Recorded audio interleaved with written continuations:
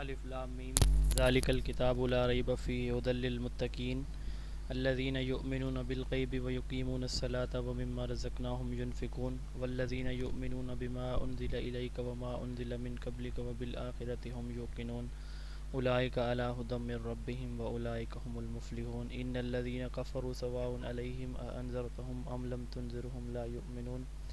तर्जुमा है। शुरू करता हूँ अल्लाह ताला के नाम से जो बड़ा मेहरबान निहायत रहम वाला है।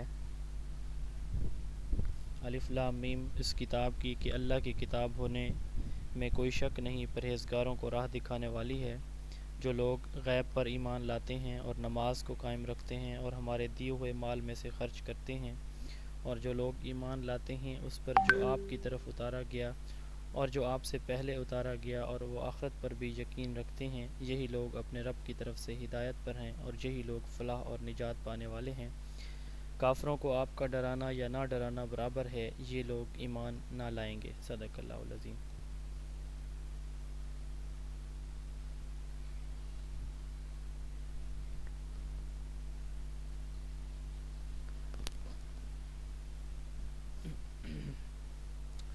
हज़रत अब्दुल्ला बिन उमर रज़ी अल्लाह अन्हु से रवायत है कि रसूलुल्लाह सल्लल्लाहु अलैहि वसल्लम ने फरमाया, मफ़हूम है जो नमाज ना पढ़े उसका कोई दीन नहीं है। जी, स्लाइड्स शो हो रही हैं सबको? यस सर, शो हो रही है। चलें जी, थैंक यू सो मच। अब जी सर। आज से हमारा जो सेशन होगा वो इंशाल्लाह बड़ा पुरसुकून होगा, क्योंकि इससे पहले जो सेशन था वो फ्री था अब तक, और उसमें आप सबको पता है कि फ्री कोई भी चीज़ मिल रही हो तो हम जो है कोशिश करते हैं कि हमें उसकी ज़रूरत नहीं भी है तब भी हम उसमें इन होने की ज़रूर कोशिश करते हैं। तो अब से पेड सेशन होगा। आप सबसे गुजारिश ये है कि जो भी मेरे स्टूडेंट इस वक्त जो साबका स्टूडेंट हैं या जिन्होंने इंटरव्यू सेशन के लिए कांटेक्ट किया हुआ या रजिस्ट्रेशन कराई हुई है, उन सब से रिक्वेस्ट ये है कि जो भी डॉक्यूमेंट्स आपको ग्रुप में, व्हाट्सएप ग्रुप में शेयर किया जाएंगे या लिंक शेयर किया जाएगा यूट्यूब चैनल का या ऑनलाइन क्लास का, तो काइंडली आपने किसी और के साथ शेयर नहीं करना। ये आप सबसे मेरी रिक्वेस्ट होगी। हम स्टार्ट करते हैं अपनी डिस्कशन को। आज मैं कोशिश करूँगा इस चैप्टर को पहले मैं कवर करूँ, इसमें से जो भी सवाल इंटरव्यू के हवाले से बन सकता है, जो एरियाज़ में अपनी डिस्कशन में लेके आऊँगा वो मैं आपको साथ साथ बताता जाऊँगा। अब आपके लिए कोई पाबंदी नहीं है कि आपने सेशन के एंड पे जाके क्वेश्चन करनी है। आपको जहाँ पे कोई इशू हो आप साथ साथ क्वेश्चन कर सकते हैं, क्योंकि अब नंबर ऑफ़ स्टूडेंट कम हैं, तो बजाय इसके कि हम एंड पे 10-15 मिनट टाइम रखें, जहाँ पे किसी भी स्टूडेंट का कोई इशू हो, कोई क्वेश्चन हो, वो आपने साथ लाजमी बता देना। एक करेक्शन यहाँ पे जो है वो मैं करना चाह रहा हूँ कि हमारा जो लास्ट सेशन था जी, हमारा जो लास्ट सेशन था उस लास्ट सेशन में किसी की तरफ से ये इनपुट थी कि थॉर्नडाइक के जो लाज हैं उसने चौथा लॉ भी दिया था, लॉ ऑफ एसोसिएशन। इस पे मैंने जो रिसर्च की है मुझे कहीं पे भी नहीं मिला कि लॉ ऑफ एसोसिएशन उसने रिवाइज़ करके दिया है। बहरहाल प्राइमरी और सेकेंडरी मुझे मिले हैं। लॉ ऑफ एसोसिएशन का किसी ने कहा था कि नोट्स में ऐड कर दें, चूँकि उस वक्त मैं समझ रहा था शायद मेरी नज़र से ये चीज़ ना गुजरी हो। तो यही 3 लाज ही हैं, law of readiness, exercise and effect. उसके बेसिक 3 लाज ही उसने ये दिए थे। उसके अलावा प्राइमरी और सेकेंडरी हैं। Excuse me sir. जी सर ये पहला चैप्टर है अभी? जी, पहला चैप्टर है। सर ये कौन सा पेज जो आज आप पढ़ाएंगे, ये कौन सा पेज है बुक में से? और दूसरा ये रेगुलर जिनकी क्लास है वो ये पहली ही क्लास है ना, फ्री वाले सेशन के बाद? हाँ, फ्री सेशन की मैंने तीनों वीडियोस आपको भेज दी थी, अगर किसी को नहीं मिली तो वो मैं अगेन भेज दूंगा। फ्री सेशन के बाद ये पहला सेशन है आज। जी, स्टार्ट करूँ मैं? सर पेज नंबर बता दें, बुक का पेज नंबर बुक बता दें, बुक में का ये पेज कहाँ तो पे है जो आज आप पढ़ाएं? चैप्टर नंबर 1 है, लर्नर लर्निंग स्टाइल। ये आप देख लें, इंस्ट्रक्शन या मॉडर्न लर्निंग टेक्निक का। मुझे पेज नंबर बुक इस वक्त मेरे ये पास बुक नहीं का है। पेज नंबर 9 है। पेज नंबर 9 पे ये मौजूद है। Okay okay. अब यहाँ से हम स्टार्ट करने जा रहे हैं लर्नर्स लर्निंग स्टाइल। बच्चे कितने मुख्तलिफ स्टाइल से सीखते हैं, यानी उनका जो इंफॉर्मेशन को स्टोर करने का, मेमोराइज़ करने का या अंडरस्टैंड करने का जो वे है, वो कितनी तरह से बच्चा किसी भी चीज़ को समझता है। या तो वो किसी चीज़ को देख के उसको अंडरस्टैंड करेगा कि ये फ़लाँ चीज़ है, ये पौधा है, ये जो है वो कोई एनिमल है या कोई भी ऑब्जेक्ट है, या वो सुन के करेगा, या वो पढ़ के, या वो लिख के, या फिर प्रैक्टिकली किसी चीज़ को परफॉर्म करके। ये चार मुख्तलिफ मेथड्स होते हैं। यानी मैं किसी चीज़ को देखता हूँ, मुझे पता चलता है कि ये जो है वो गुलाब का फूल है, ये जो है वो जैस्मिन का चंबेली का फूल है, ये अनार का फल है। अब ये चीज़ जो है मैं देख के उसको मैं अंडरस्टैंड कर रहा हूँ। एक दूसरा तरीका है कि सुन के मुझे पता चला कि ये जो चीज़ है इसकी ये क्वालिटीज़ हैं, ये जो आवाज़ है ये तिलावत की है, ये जो है वो नात है, ये हमद होती है, ये सॉन्ग्स हैं एट्सेट्रा। तो मैं सुन के किसी भी चीज़ को परसीव कर रहा हूँ। तीसरा मेथड है मैं पढ़ के कर रहा हूँ, और चौथा है कि प्रैक्टिकली में आटा कैसे गूंदा जाता है, मैं ख़ुद अपने हाथों से आटा गूंद रहा हूँ। अब ये चार डिफरेंट स्टाइल होते हैं किसी भी लर्नर के। वो लर्नर जो चीज़ों को देख के समझते हैं, सीखते हैं, अंडरस्टैंड करते हैं, उनको हम विजुअल लर्नर्स कहते हैं। जो सुन के करते हैं उनको हम ऑडिटरी कहते हैं। जो रीड और जो पढ़ने और लिखने से उनको रीडिंग एंड राइटिंग कहते हैं। एंड लास्ट वन कैनेस्थेटिक हैं, जो कि प्रैक्टिकली किसी भी टास्क को परफॉर्म करके सीखते हैं। तो लर्नर के चार बेसिक स्टाइल होते हैं। तो 4 core learning styles include visual, auditory, reading and writing, and kinesthetic. Visual learners are better able to retain information when it is presented to them in a graphic depiction such as arrows, charts, diagrams, symbols। यानी pictures की मदद से, arrows की मदद से, diagrams की मदद से, वीडियोस की मदद से वो अच्छा अंडरस्टैंड करते हैं। ऑडिटरी, ये ऑरल लर्नर होते हैं। और reading and writing, focus on the writing word. Reading and writing, इनका फोकस ज़्यादा रीडिंग और राइटिंग के ऊपर होता है। कैनेस्थेटिक, ये ज़्यादा बेहतर अब ये एक ही बच्चा चारों मुख्तलिफ तरीक़ों से समझ रहा है, समझ सकता है, लेकिन यहाँ पे बात ये की जा रही है कि कुछ लर्नर किसी एक स्टाइल को ज़्यादा फोकस करते हैं। मसलन कुछ विजुअल ज़्यादा होंगे, कुछ ऑडिटरी ज़्यादा होंगे, कुछ जो है वो रीडिंग ज़्यादा करते हैं, कुछ को शौक़ होता है कि वो ख़ुद प्रैक्टिकली करें। तो ये चार जो है वो मुख्तलिफ स्टाइल होते हैं लर्नर्स के। उसके बाद है सर जो इंस्ट्रक्शन। डेफ होते हैं वो सिर्फ जी, रीडिंग और राइटिंग से ही सीखते हैं। जो डेफ होते हैं वो रीडिंग और राइटिंग से ही सीखेंगे। जैसे डेफ हैं वो रीडिंग और राइटिंग से सीखते हैं। इसी तरह जो बच्चे हमारे होते हैं जिनका जो है वो होता है फोकस का इशू होता है, वो फिर प्रैक्टिकली किसी भी टास्क को परफॉर्म करके जो है वो सीखते हैं। इंस्ट्रक्शनल टेक्नोलॉजी, इसकी सिर्फ हम डेफिनेशन देखेंगे, और इस इंस्ट्रक्शनल टेक्नोलॉजी को हम इंशाल्लाह ताला आगे जाके डिस्कस करेंगे। इंस्ट्रक्शन हमने कल पढ़ा था, यानी लास्ट सेशन में पढ़ा था। इंस्ट्रक्शन कहते हैं टीचर जो डायरेक्शन देते हैं उसको इंस्ट्रक्शन कहा जाता है। टेक्नोलॉजी क्या मुराद है? टेक्नोलॉजी से मुराद ये है कि हमारी इंस्ट्रक्शन में, यानी टीचर की इंस्ट्रक्शन में, प्रेजेंटेशन में, टीचिंग में टेक्नोलॉजी का जो इस्तेमाल है उसको क्या कहा जाएगा? Instructional technology. यानी जैसे आजकल जो लेटेस्ट ट्रेंड्स हैं इसमें कंप्यूटर का इस्तेमाल बढ़ गया है। ICT, information and communication technology का यूज़ क्लासरूम के अंदर लर्नर के लिए, टीचर्स के लिए, असेसमेंट के लिए, करिकुलम डेवलपमेंट के लिए, प्रेजेंटेशन के लिए, हर चीज़ के लिए इसका जो फोकस है वो बढ़ चुका है। तो इसको हम क्या कहते हैं? इंस्ट्रक्शनल टेक्नोलॉजी कहते हैं। यानी इसमें वो तमाम थीरीज़ और प्रैक्टिसेस जिसमें हम किसी भी टेक्नोलॉजी को इंस्ट्रक्शन के लिए तैयार करते हैं, यानी डिज़ाइन करते हैं, यूटिलाइज़ करते हैं, इस्तेमाल करते हैं, और फिर उसको मैनेज करते हैं और उससे एवेलुएशन करते हैं या उसको एवेलुएट करते हैं। वो तमाम मेथड्स, टेक्निक्स या टेक्नोलॉजीज़ जो क्लासरूम के अंदर यूज़ की जा रही हैं हम उनको कलेक्टिवली क्या कहते हैं? इंस्ट्रक्शनल टेक्नोलॉजी कहते हैं। पेस्टोलॉजी को फादर ऑफ मॉडर्न एजुकेशन कहा जाता है, और मॉरिया मोंटेसोरी और फ्रेडरिक फ्रोबल को father of modern EC education या ईसी एजुकेशन का फादर कहा जाता है। जोहन एमोस कम्युनिस को father of modern instructional technology कहा जाता है। यानी इंस्ट्रक्शनल टेक्नोलॉजी के जो फादर हैं वो जोहन एमोस हैं, और मॉडर्न एजुकेशन के जो फादर हैं वो कौन है? हेनरिच पेस्टोलॉजी हैं।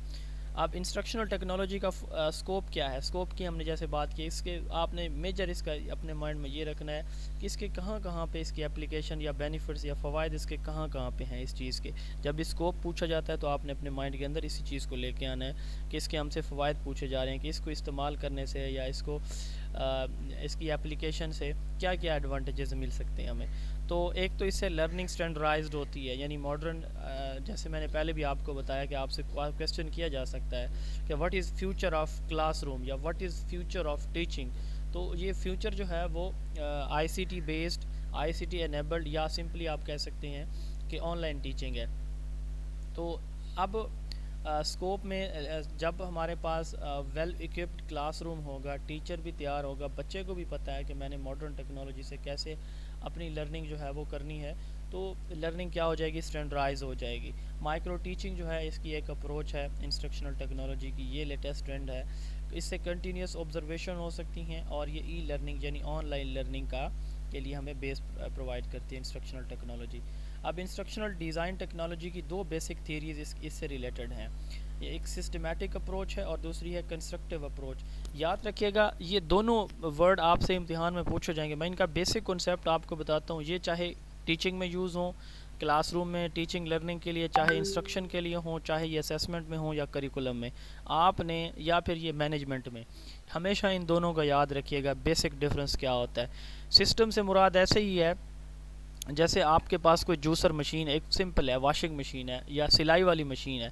उसमें हम क्या करते हैं, हम एक तरफ से इनपुट डालते हैं, ठीक है, वो इनपुट हमने डाली, यानी अब आपके पास जूसर मशीन है, आप मिल्क शेक बना रहे हैं, मैंगो की स्लाइस आपने डाली, मिल्क डाला, शुगर डाली, आइस डाली, अब ये आप डाल रहे हैं, ये इनपुट्स हैं आपकी। अब ये जो जूसर मशीन है वो क्या कर रही है, वो उसको क्रश कर रही है और फिर बाद में आपको तीसरे नंबर पे क्या मिल रहा है, प्रोडक्ट मिल रहा है, मिल्क शेक जो है वो तैयार शक्ल में आपको मिल रहा है। अब ये तीन इसके स्टेप हैं। तो ये बेसिकली एक सिस्टम है। इसी तरह कोई फैक्ट्री है, कोई और मशीनरी, बड़ी मशीनरियों की आप मिसाल ले लें, क्लासरूम की ले लें, स्कूल की ले लें, तो सिस्टम अप्रोच हमेशा यही कहेगी कि हर चीज़ एक सिस्टम है। इसमें एक तरफ से इनपुट देते हैं, उनकी प्रोसेसिंग होती है और फिर आपको आउटपुट मिलती है। ये हमेशा से याद रखिएगा। सिस्टम के बारे में जब भी कोई बात की जाएगी तो याद रखिएगा ये इनपुट, प्रोसेस और आउटपुट के ऊपर और उसके फीडबैक के ऊपर। आपने आयशा अच्छा नहीं बनाया मिल्क शेक जो है ना, आपने बहुत अच्छा बनाया, इस जैसा पहले मैंने नहीं पिया, ये फीडबैक होता है, ये भी इसका कंपोनेंट होता है। तो चार बेसिक कंपोनेंट होते हैं सिस्टम अप्रोच के, इनपुट, प्रोसेस और आउटपुट एंड फीडबैक। तो सिस्टम अप्रोच कहती है कि इंस्ट्रक्शन जो है ये एक प्रोसेस है। टीचर के पास कंटेंट मौजूद है लेसन प्लानिंग की शक्ल में, बुक की शक्ल में, ये इनपुट है। अब वो क्लास में जो टीचिंग कर रहा है ये उसकी प्रोसेसिंग है और बच्चे ने जो गेन किया ये उसकी आउटपुट है। तो सिस्टम अप्रोच कहती है, ये ओल्ड अप्रोच है, ये कहती है कि इंस्ट्रक्शनल टेक्नोलॉजी भी इसी तरह सिस्टम बेस्ड इंफॉर्मेशन है, इनपुट, प्रोसेस, आउटपुट और फीडबैक पर मुश्तमिल है। इसके बरक्स जो कंस्ट्रक्टिविस्ट अप्रोच होती है, या कंस्ट्रक्टिव वर्ड का मतलब क्या होता है, इसका मतलब ये होता है कि एक बंदा, आपको नहीं पता कि आपके घर में छोटी सिस्टर है, उसने रोटी कैसे बनानी है, उसको नहीं पता, बिल्कुल उसको नहीं पता आटा कैसे गूंदना है। एक बच्चे को नहीं पता कि उसने जो चाट है वो कैसे बनाना है, उसको बिल्कुल नहीं पता। आप उसे सारी चीज़ें प्रोवाइड, उसे कहते हैं आप कोशिश करें खुद से बनाने की। अब वो अपने हाथों से जब खुद से एक इन्फॉर्मेशन को, एक टास्क को परफॉर्म करेगा, तो वो जो उसकी लर्निंग होगी, जो आप बताएंगे उससे ये ज़्यादा बेहतर होगी। उसकी वजह यह है कि वो मिस्टेक करेगा, बार बार जो है वो उसको दुरुस्त करने की कोशिश करेगा और जब वो एक दफ़ा कर लेगा तो वो उस पर स्किलफुल हो जाएगा। ये होती है constructivist approach. Learner construct their own reality और at least interpret it based upon their perception और एक्सपीरियंस। यानी बच्चा क्या करेगा, अपनी रियलिटी से मुराद यहाँ पे नॉलेज है, एक्सपीरियंस है, इन्फॉर्मेशन है, वो खुद जनरेट करेगा, खुद सीखेगा। इसको कंस्ट्रक्टिविस्ट अप्रोच कहा जाता है। तो ये कहते हैं कि नहीं, इंस्ट्रक्शनल टेक्नोलॉजी एक कंस्ट्रक्टिविस्ट अप्रोच है। इसमें बच्चा जो है वो सारी चीज़ों को खुद एनालाइज कर सकता है। अब इसकी दो डिफरेंट टाइप्स होती हैं इसमें। एड्स जो यूज़ की जाती हैं इंस्ट्रक्शनल टेक्नोलॉजी में, या तो वो ऑडियो होती हैं या विजुअल होती हैं या एट अ टाइम दोनों होती हैं। जैसे मसलन रेडियो जो है, क्लासरूम के अंदर कोई ऑडियो टेप है, अब ये चीज़ चलाई जा रही है तो ये एक ऑडियो एड है। और इसी तरह कोई पिक्चर्स, चार्ट्स वगैरह, ग्लोब्स वगैरह दिखाए जा रहे हैं, ग्राफ वगैरह दिखाए जा रहे हैं, तो ये क्या चीज़ें, कार्ड्स वगैरह, ये विजुअल एड्स हैं। और कोई ऐसी एड जैसे आजकल कंप्यूटर का इस्तेमाल है तो उसमें ऑडियो भी होती है, वीडियो भी होती है, पिक्चर भी देख सकता है बच्चा, आवाज़ भी सुन सकता है, तो ये AV एड्स कहलाती है। तो इस कंस्ट्रक्टिविस्ट अप्रोच कहती है कि इंस्ट्रक्शनल टेक्नोलॉजी के इस्तेमाल से बच्चा क्या करता है, अपना नॉलेज खुद जनरेट करता है। अब इन दोनों का कॉन्सेप्ट आपने हमेशा याद रखना है। ये आपकी इसमें इस कोर्स में कम से कम 5 से 7 मरतबा ये दोनों वर्ड यूज़ होंगे, बल्कि ये कंस्ट्रक्टिविस्ट तो बहुत ज़्यादा यूज़ होगा। अब ये teaching aid, audio visual aids के बारे में पूछा जा सकता है कि what are teaching aid. Teaching aids क्या होती हैं? वो तमाम ऑब्जेक्ट्स, वो तमाम मटेरियल, वो तमाम कंटेंट, वो तमाम अशिया जो एक टीचर को उसकी टीचिंग में हेल्प आउट कर सकते हैं, उसकी प्रेजेंटेशन को बेहतर तरीके से प्रेजेंट करने में उसको सपोर्ट करते हैं, वो कलेक्टिवली उनको हम क्या कहते हैं, ऑडियो विजुअल एड्स। इनका पुराना नाम एवी एड्स था, आजकल इनको टीचिंग एड्स कहा जाता है। मेरे ख्याल में इनको बताने की ज़रूरत नहीं है कि ऑडियो कौन सी होती है और वीडियो, आप एग्जांपल्स इसकी दे सकते हैं। इसके हम सिर्फ बेनिफिट्स देखेंगे, बाकी अगर आपको देखना हो तो मेरा नहीं ख्याल आपसे इंटरव्यू में ये प्रोजेक्टेड और नॉन प्रोजेक्टेड एड्स के बारे में पूछा जाएगा। बहरहाल आप देखना चाहें तो बुक आपके पास मौजूद होगी, आप देख सकते हैं। मैं सिर्फ इनकी आपको एडवांटेजेस और डिसएडवांटेजेस पे लेके जा रहा हूँ कि आप टीचर हैं, आप क्लासरूम के अंदर एवी एड्स यूज़ करते हैं, पूछा जा सकता है अच्छा किस तरह की एवी एड्स यूज़ करते हैं, तो आपको एटलीस्ट पता होना चाहिए कि ये एड किस टाइप की है, ये कौन सी है, इसके बेनिफिट्स क्या हो सकते हैं। ठीक है, अब मसलन आप साइंस के हैं तो आप कौन सी एड्स यूज़ करते हैं, साइंस के टीचर। आप मैथ के हैं तो आप कौन सी एड्स यूज़ करते हैं।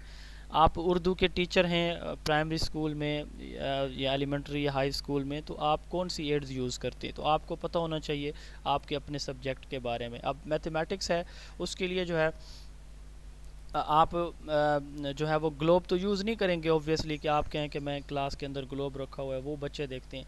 अगर आप सोशल स्टडी पढ़ा रहे हैं तो आप ग्लोब यूज़ कर सकते हैं। आप मैथमेटिक्स पढ़ा रहे हैं तो आपके पास चार्ट्स होने चाहिए, आप क्लास में चार्ट्स जो है वो हैंग कर लेते हैं।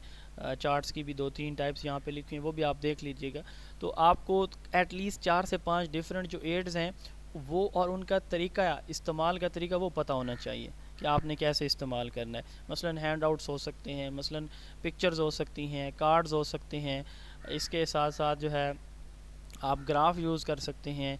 और इसके अलावा आजकल जो आईसीटी इनेबल्ड जो टीचिंग लर्निंग हमारे सिस्टम में आ चुकी है, तो इसकी बेस पे आप मल्टीमीडिया को यूज़ कर सकते हैं, आप प्रोजेक्टर यूज़ कर सकते हैं, ताकि आप बच्चे को जो रियल लाइफ सिचुएशन है वो डॉक्यूमेंट्री की शक्ल में आप दिखा सकते हैं। तो ये चीज़ें आप जो है वो लाजमी बता सकते हैं अपने उसमें। अब इनके बेनिफिट्स क्या होते हैं एवी एड से? सबसे पहला जो इसका बेनिफिट ये होता है कि टीचर की जो प्रेजेंटेशन है वो टीचर को आसानी फ़ील होती है, पहली बात। दूसरा, इसमें बच्चे का इंटरेस्ट होता है। अब बच्चा जब चीज़ों को देखता है, सुनता है, मुख्तलिफ़ चीज़ों को अपने टॉपिक से रिलेटेड, डिस्कशन से रिलेटेड, तो बच्चे के अंदर इंटरेस्ट और क्यूरियोसिटी डेवलप होती है। तीसरा, जो टीचिंग लर्निंग हो रही है ये रियलिस्टिक हो जाती है। यानी अब एक इशू से रिलेटेड या जैसे लिविंग और नॉन लिविंग थिंग्स टीचर पढ़ा रहा है और उसके सामने चार्ट लगा हुआ है, जिसमें दो डिफरेंट चार्ट हैंग किए हुए हैं, जिसमें एक लिविंग थिंग्स है एक साइड पे, दूसरी साइड पे नॉन लिविंग थिंग प्रिंटेड है उस चार्ट के ऊपर या पेस्टेड हैं। तो अब टीचर के लिए बताना आसान है, बच्चे के लिए समझना आसान है। ठीक है, मुख्तलिफ़ चीज़ों ऑब्जेक्ट्स को, तो रियलिस्टिक हो जाती है इंफॉर्मेशन, ईज़ी टू फॉलो है। यानी टीचर जो है आसानी से अपने इंस्ट्रक्शंस को आगे लेके चल सकता है। एक्सप्लेनेशन टीचर के लिए इजी हो जाती है। बच्चे के लिए एक तो उसको याद करना आसान हो जाता है, और दूसरा ये लंबे ड्यूरेशन के लिए बच्चों को ये चीज़ें याद रहती हैं। डिसएडवांटेजेस इसके क्या हैं? डिसएडवांटेजेस कोई ख़ास नहीं है, सिर्फ टेक्निकल इसके इश्यूज़ होते हैं। यानी आपको उनको अरेंज करना, मैनेज करना और यूज़ करना, इसके लिए आपकी टेक्निकल स्किल्स होनी चाहिए कि कब और किस वक्त आपने कौन सी एड यूज़ करनी है। तो ये उसके बाद इम्पोर्टेंट, यहाँ तक किसी का कोई सवाल है तो आप पूछ सकते हैं। जी अस्सलाम वालेकुम सर कंस्ट्रक्टिव अप्रोच का बता दें ज़रा। जी, कौन रिपीट कर सकता है कंस्ट्रक्टिविस्ट अप्रोच को? एवी8 के साथ उसका क्या लिंक है? जी, कंस्ट्रक्टिविस्ट कंस्ट्रक्टिव मीन जी प्रैक्टिस, मतलब बार-बार एक चीज करेंगे तो नहीं, ये चीज़ नहीं है। सर इसमें ना बच्चा अपना नॉलेज कंस्ट्रक्ट करेगा, एक्सपीरियंस जो उसकी टीचर परसेप्शन स्टूडेंट को एक्सप्लेन करता है। जी, टीचर अपना नॉलेज खुद जनरेट करे। जी जी जी जी प्लीज। यस सर इसमें ना लर्नर जो होता है वो रियलिटी बेस्ड होता है, रियलिटी बेस्ड की बिना पर वो जो चीज खुद बनाता है उसे हम कंस्ट्रक्टिविस्ट अप्रोच भी कहते हैं। यस, अब इसको हम क्लासरूम में कैसे लिंक करेंगे? तौहीद का क्वेश्चन है कि कंस्ट्रक्टिविस्ट अप्रोच को एविएट्स के साथ कैसे लिंक किया जा सकता है। सर हम फॉर एग्जांपल क्लास में कोई सोलर एक्लिप्स का मॉडल है या सन एक्लिप्स का मॉडल है, तो इस यस तरह से ये भी तो एक रियल चीज ही है। तो वो यस जो मॉडल क्लास में बनाएगा वो उसे क्लास में इम्प्लीमेंट करेगा, बच्चों को दिखाएगा। तो इस तरह से बच्चों में एक्टिविटी भी ज्यादा क्रिएट होगी और बच्चों में क्यूरियोसिटी भी ज्यादा क्रिएट होगा कि कुछ ना कुछ सीखने का। यस इस तरह ये जो है ना, ये मॉडल जो है रियलिटी बेस्ड है, रियलिटी बेस्ड भी बनाएगा और इस तरह से कंस्ट्रक्ट भी कर लेगा। थैंक यू तो ये फॉर एग्जांपल इसी की एग्जांपल होगी, मेरे ख्याल जी, में तो यही है। थैंक यू, बहुत अच्छी एग्जांपल दी है। जी जी, हाफसा ने सर आर्टिफैक्ट तो रियल चीजें, आर्टिफैक्ट सॉरी सर आर्टिफैक्ट्स भी तो जो रियल चीजें जो है यूज करते हैं ये बच्चे खुद करते हैं, तो वो भी यस इसी से यस रिलेट। रियल लाइफ जो आइटम्स ऑब्जेक्ट्स यूज़ करते हैं उनको हम आर्टिफैक्ट कहते हैं क्लासरूम के अंदर, और जो बच्चा खुद बनाता है उसको क्या कहते हैं? जी मैनिपुलेटिव्स। सर दोबारा मैनिपुलेटिव्स। रिपीट करें इस सवाल को।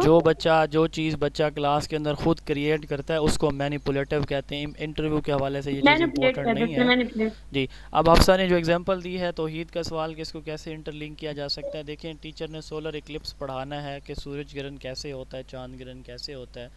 अब उसने एक दफ़ा एक बच्चे को पढ़ा दिया या कॉन्सेप्ट दे दिया बेसिक। अब वो कहता है कि उसने कोई इमेज या पिक्चर उसकी नहीं दिखाई। अब वो कहता है कि आप इसका मॉडल कोई चार्ट या इसकी पिक्चर्स मुझे बना के दिखाएं, ये कैसे होता है सोलर इक्लिप्स। अब बच्चा खुद से जो है वो क्या कर रहा है, उसको कंस्ट्रक्ट कर रहा है, डिज़ाइन कर रहा है, बना रहा है। ठीक है, अब ये उसकी बच्चे की क्या होगी, नॉलेज खुद, अपने नॉलेज को अपने एक्सपीरियंस को वो खुद क्या कर रहा है, क्रिएट कर रहा है, खुद जनरेट कर रहा है। ये कंस्ट्रक्टिविस्ट अप्रोच है। तो इंस्ट्रक्शनल टेक्नोलॉजी की मदद से हम क्या करते हैं, बच्चे का जो कंस्ट्रक्टिविज़म है, यानी बच्चा अपना नॉलेज खुद जनरेट कर सकता है, उसको हम ये अपॉर्चुनिटीज़ दे सकते हैं। जी, नेक्स्ट है teaching methodologies, teaching strategy, method, technique, approaches. ये चार बेसिक टर्म्स हैं। जी sir real life objective use होते हैं क्लास के अंदर, उसको क्या कहते हैं? आपने एक टर्म बोली थी। जो रियल लाइफ ऑब्जेक्टिव होते हैं ना, मैनिपुलेट। उनको हम कहते हैं आर्टिफैक्ट। जो बच्चा खुद बनाता है उसको हम कहते हैं मैनिपुलेटिव्स। मैनिपुलेट। जी, teaching strategy, method, techniques and approaches. अच्छा, मैं टीचर हूँ, मैंने क्या करना है, मैंने अपने बच्चों को पढ़ाना है। अपने माइक ऑफ कर दें प्लीज़। मैंने अपने बच्चों को कोई टॉपिक पढ़ाना है। अब उसके लिए मैं क्या करता हूँ, मैं सबसे पहले ऑब्जेक्टिव देखता हूँ, ठीक है, कि ये मेरे ऑब्जेक्टिव हैं, ये अचीव होने चाहिए। अब उन ऑब्जेक्टिव्स की अचीवमेंट के लिए मैं जो कुछ भी क्लास में करता हूँ, जाके माइक ऑफ कर दें प्लीज़।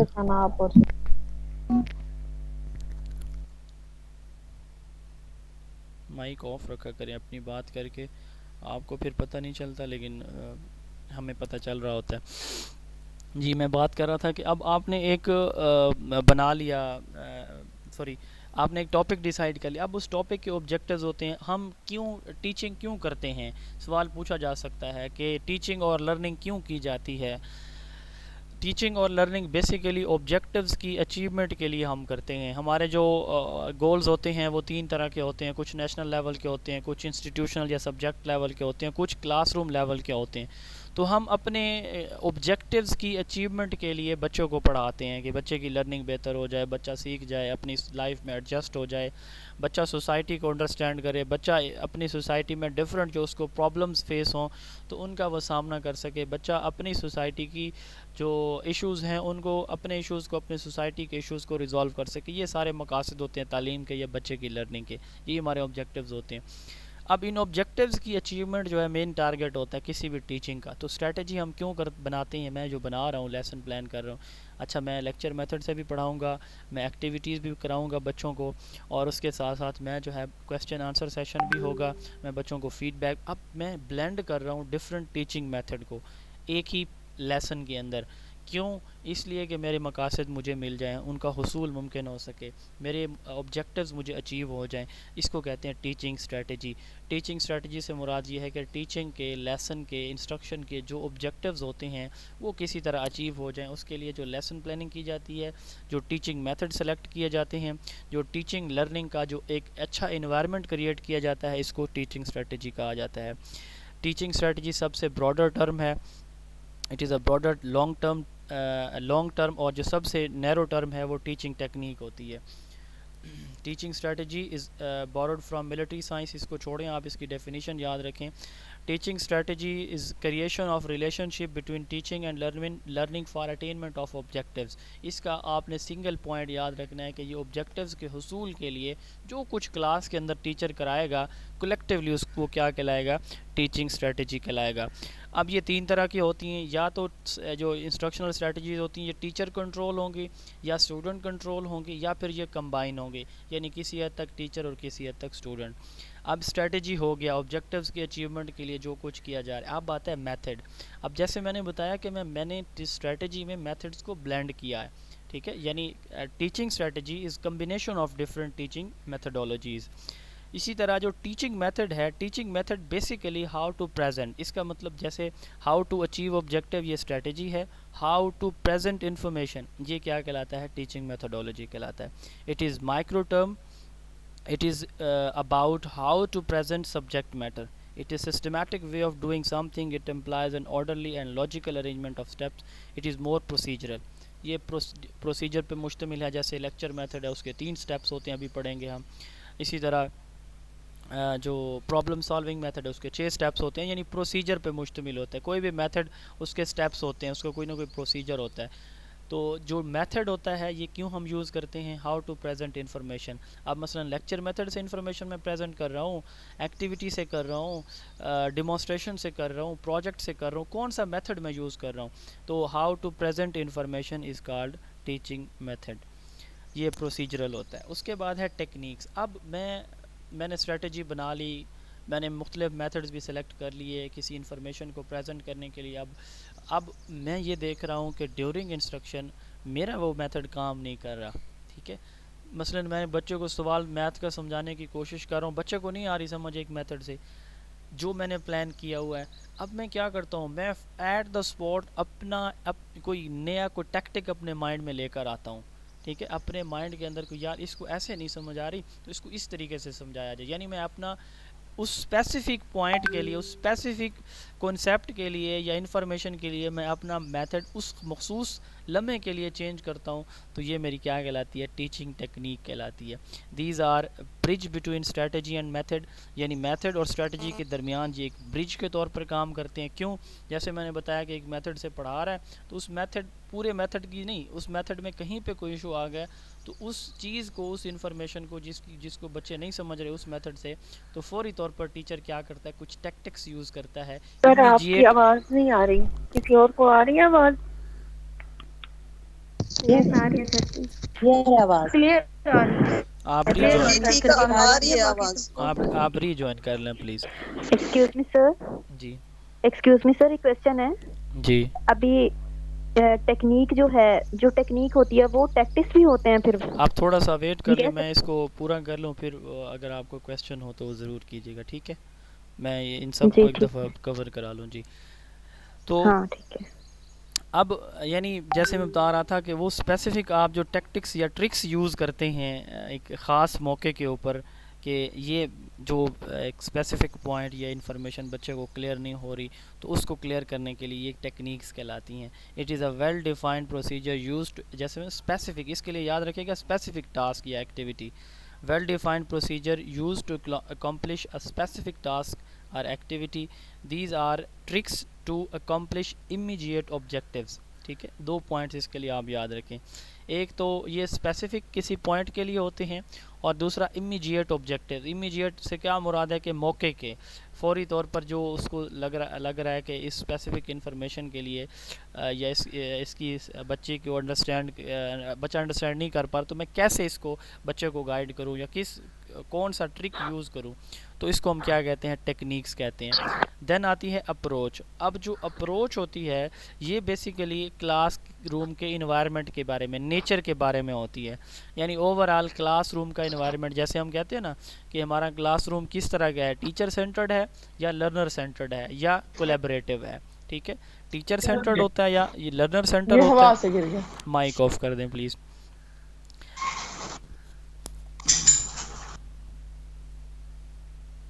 जी, तो टीचिंग अप्रोच में 2 पॉइंट्स हैं again, nature of teaching and learning in classroom. Principle it is a set, these are the set of principle about nature of teaching. Nature किसको कहते हैं?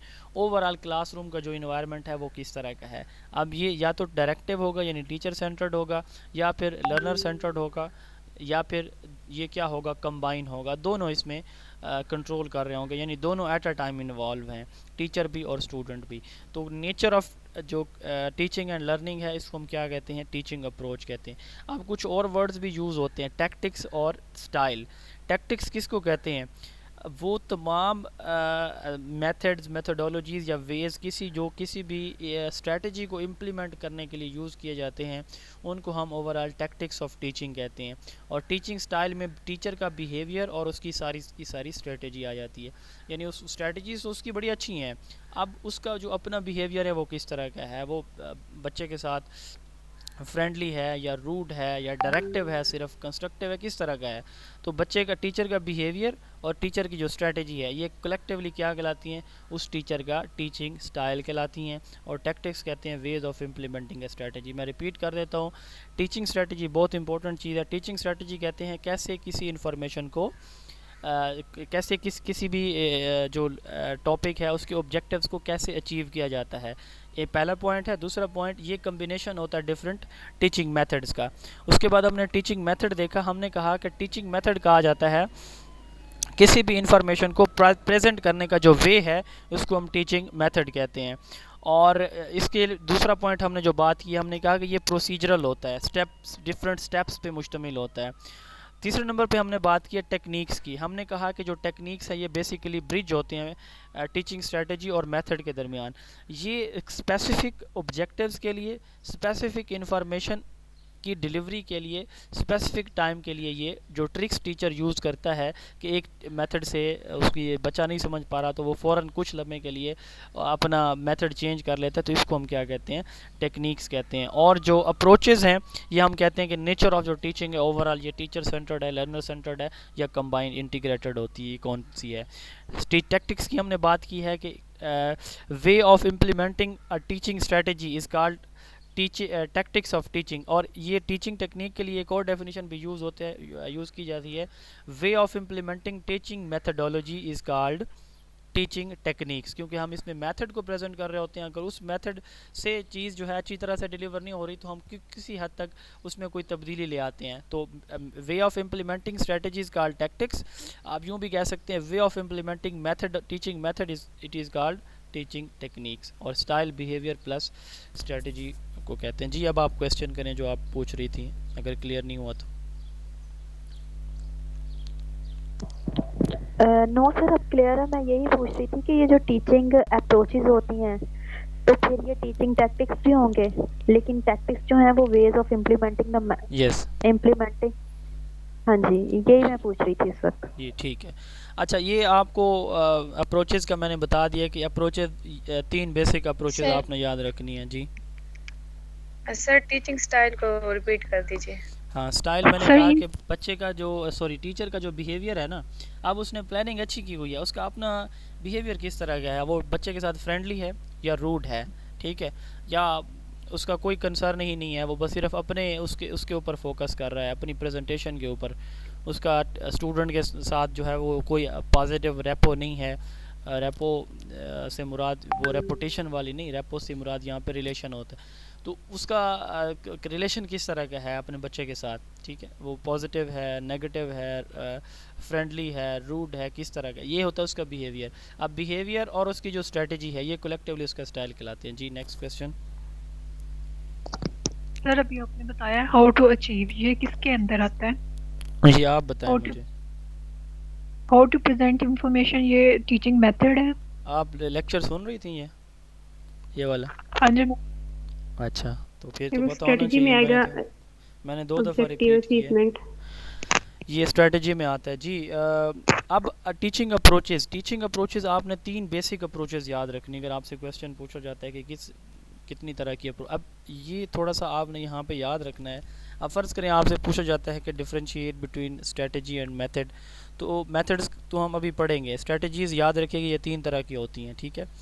और टेक्निक्स तो ये तो स्पेसिफ़िक हैं, पार्ट टाइम हैं, स्पेसिफ़िक इंटरवल के लिए होती हैं। अब अप्रोचेज़ और मेथड डिफरेंट टाइप्स के होती हैं।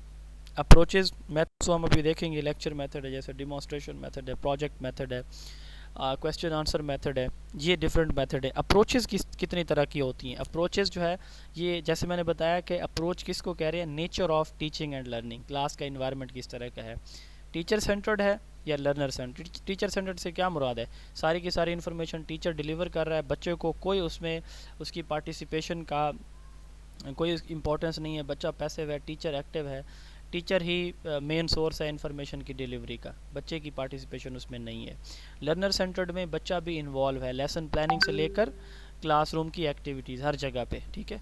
अब सब्जेक्ट सेंटर्ड और लर्नर सेंटर्ड ये एक ही बात होती है। तीसरा होता है कंस्ट्रक्टिव अप्रोच। कंस्ट्रक्टिव अप्रोच से क्या मुराद है कि इसमें टीचर बच्चे को अपॉर्चुनिटीज़ प्रोवाइड कर रहा है। अब यहाँ से थोड़ा सा डिफरेंस अंडरस्टैंड कीजिएगा, मैंने पहले आपको बताया है कि कंस्ट्रक्टिव का क्या मतलब होता है। अब लर्नर सेंटर्ड से मुराद ये है कि एक्टिविटीज़ तो टीचर करवा रहा है, लेकिन वो एक्टिविटीज़ टीचर स्टूडेंट की मर्ज़ी से, विल से, नीड, इंटरेस्ट से, उनके मेंटल लेवल के अकॉर्डिंग जो है वो डिज़ाइन कर रहा है, ये होती है लर्नर सेंटर्ड। अब कंस्ट्रक्टिविस्ट होती लर्नर सेंटर्ड है। डिफरेंस क्या होता है, इसमें टीचर का रोल बिल्कुल ना होने के बराबर होता है और बच्चे का रोल मैक्सिमम होता है, और वो सारा सब कुछ खुद कर रहा होता है अपने हाथों से, ठीक है, अपनी थिंकिंग से, अपना कॉन्सेप्ट या नॉलेज खुद बना रहा होता है। जी मतलब बच्चा एक्टिव होता है और टीचर पैसिव होता है। टीचर पैसिव होता है, यस, ठीक हो गया। अब उसके बाद इंटीग्रेटेड अप्रोच एक यूज़ होती है। इंटीग्रेटेड से मुराद ये है कि 2 से 3 मुख्तलिफ अप्रोचेस आप जो है वो मिक्स कर रहे हो, तो इसको इंटीग्रेटेड अप्रोच कहा जाता है, ठीक है। और एक और अप्रोच है metacognitive approach, thinking about on thinking, अपने प्रॉब्लम्स के सोल्यूशन को कैसे जो है वो फाइंड आउट किया जाए, ठीक है। मैथ का एक प्रॉब्लम टीचर ने दिया तो बच्चा सोच रहा है कि ये इस इक्वेशन से सॉल्व होगा, इससे होगा या इससे होगा। अब उसके पास इंफॉर्मेशन है तो अपनी थिंकिंग के ऊपर, अपनी सोच या माइंड के ऊपर वो फोकस कर रहा है, thinking about on thinking, it is called metacognition approach. तो ये बेसिक अप्रोचेज होती हैं। उसके बाद है फेजेस ऑफ टीचिंग। अब टीचिंग, मैं टीचर हूँ तो मैं सबसे पहले, मुझे पता है कि मैंने आज जो है पाकिस्तान का जो है वो मैप पढ़ाना है, पाकिस्तान के बॉर्डर्स पढ़ाने हैं अपने बच्चों को, तो मैं सबसे पहले क्या करूँगा, मैं प्लानिंग करूँगा। तो ये पहला फ़ेज़ होता है। वो तमाम काम जो एक टीचर अपने टॉपिक सिलेक्शन से लेकर क्लासरूम में एंटर होने तक, वो सब कुछ जो उसकी प्रिपरेशन जितनी भी करता है, इसको हम कहते हैं प्री एक्टिव फ़ेज़। यानी इसको सिंपली हम यूँ भी कह सकते हैं कि ये प्लानिंग फ़ेज़ है। इसमें टीचर जो है ऑब्जेक्टिव्स डिसाइड करता, एस्टेब्लिश करता है, देखता है कि ये ऑब्जेक्टिव्स हैं, और इसके साथ साथ वो देखता है कि कौन कौन से मेथड मैं यूज़ करूँगा इन ऑब्जेक्टिव्स की अचीवमेंट के लिए। यानी प्लानिंग, सारी की सारी स्ट्रेटजीज़ बनाना, मेथडोलॉजी सेलेक्ट करना, ये सारे का सारा पहले फ़ेज़ में आता है। दूसरा फ़ेज़ होता है इंटरैक्टिव फ़ेज़। अब टीचर क्लास में इंटर हो चुका है, उसकी प्रेजेंटेशन से लेकर असेसमेंट तक। अब असेसमेंट उसने नहीं की कि बच्चे को कितनी समझ आई या नहीं आई, तो क्लास में इंटर होने से लेकर जो कुछ उसने पढ़ाया 40 मिनट के पीरियड में, 30 मिनट या 35 मिनट जो एक्टिविटीज़ हुई, वो कलेक्टिवली क्या कहलाती हैं, इंटरएक्टिव फ़ेज़। अब उसने जब पढ़ा लिया, पढ़ाने के बाद उसने असेसमेंट की कि कितने बच्चों को समझ आई है, फिर उसने होमवर्क या कोई टास्क बच्चों को, कोई असाइनमेंट्स असाइन किए हैं, तो ये थर्ड फेज़ होता है, इसको हम पोस्ट एक्टिव फेज़ कहते हैं, ठीक है। तो 3 टीचिंग के फेजेस होते हैं। प्री एक्टिव प्लानिंग से है सर। जी सर जो फर्स्ट फेज है प्री एक्टिव फेज, इसकी एग्जांपल लेसन प्लान ले लें। हाँ, प्लानिंग, लेसन प्लानिंग जी। और सेकंड की एग्जांपल सर आपकी प्रेजेंटेशन, जो प्रेजेंटेशन आप कह लें, एक्टिविटीज़ एंड प्रेजेंटेशन। और थर्ड में सर, थर्ड असेसमेंट और होमवर्क। डायरी लिखते हैं, ये किस में आएगी? थर्ड में हम समेटिव असेसमेंट भी तो ले सकते हैं। असेसमेंट, हाँ जी, असेसमेंट का वर्ड आ गया तो जो जिस तरह की असेसमेंट आप कर रहे हैं, सारी की सारी आपकी असेसमेंट होगी। और जो असेसमेंट एंड पे होती है वो तो होती समेटिव है जी। किसी और की तरफ से ये जो टीचर डायरी लिखते हैं वो किस में आएगी? टीचर डायरी आपकी प्लानिंग फेज है, ये प्री एक्टिव फेज है। टीचर डायरी लिखना। मेटाकॉग्निशन का बता दें। फेजेस ऑफ टीचिंग 3 तरह के हैं, प्री एक्टिव, इंटरएक्टिव और पोस्ट एक्टिव। प्री एक्टिव जो है ये प्लानिंग है, इंटरएक्टिव ये जो है वो आप कैसे अपनी टीचिंग कैसे कर रहे हैं, आपकी जो एक्टिविटीज़ हैं, प्रेजेंटेशन है, इंस्ट्रक्शंस हैं क्लासरूम के अंदर, जो कुछ आपने कराया है बच्चे के उसमें बच्चे के साथ इंटरेक्शन जो भी आपका हुआ है, ये इंटरेक्टिव फेज़ कहलाता है। और थर्ड वन में आप इवेलुएशन करते हैं और इवेलुएशन के साथ साथ आप बच्चे को फ़ीडबैक भी दे सकते हैं इसमें, और फ़ीडबैक के साथ साथ आप उसको जो कोई टास्क असाइन करते हैं, कोई होमवर्क देते हैं या असाइनमेंट्स देते हैं, तो ये 3 टीचिंग के फ़ेज़ होते हैं।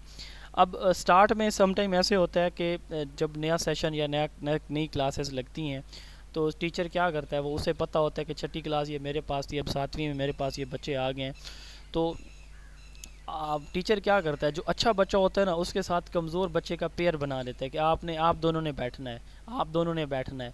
वो क्यों बनाता है, ताकि ये एक दूसरे जो अच्छा बच्चा है ये उसको हेल्प आउट करता रहेगा। इस तरह की जो सेटिंग बनाता है ना टीचर स्टार्ट में, इसको हम बडी सिस्टम कहते हैं। इसको हम क्या कहते हैं, बडी सिस्टम। आपसे क्वेश्चन पूछा जा सकता है कि आपकी क्लास में कुछ कमज़ोर बच्चे हैं और कुछ जो है वो अच्छे बच्चे हैं, आप उनकी सीटिंग अरेंजमेंट कैसे करेंगे।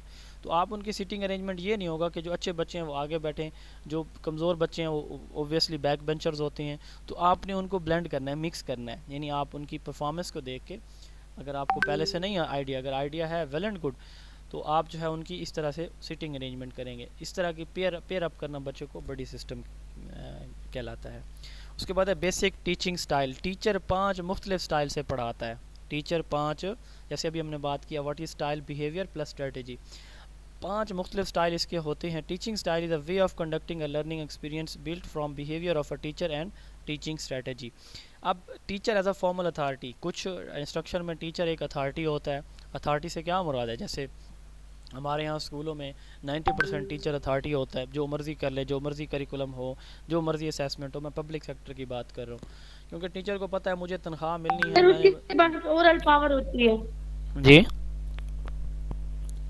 सर, उसके पास ओरल पावर होती है। हाँ जी टीचर जो के कुछ पास, करे वो। हाँ जी, जैसे आप सब टीचर ही हैं माशाल्लाह से, तो मोस्टली गवर्नमेंट सेक्टर से हैं, तो आपको पता है कि प्राइमरी से लेकर हायर सेकेंडरी स्कूल लेवल तक हम कैसे पढ़ाते हैं बच्चों को, हम ही फॉर्मल अथॉरिटी होते हैं। बहरहाल फॉर्मल अथॉरिटी से मुराद ये है कि टीचर के पास सारा अख्तियार है, सारी इंस्ट्रक्शन टीचर सेंटर्ड होंगी, लर्नर का मिनिमम या बिल्कुल कोई रोल नहीं होगा, लर्नर पैसिव होगा, टीचर एक्टिव होगा।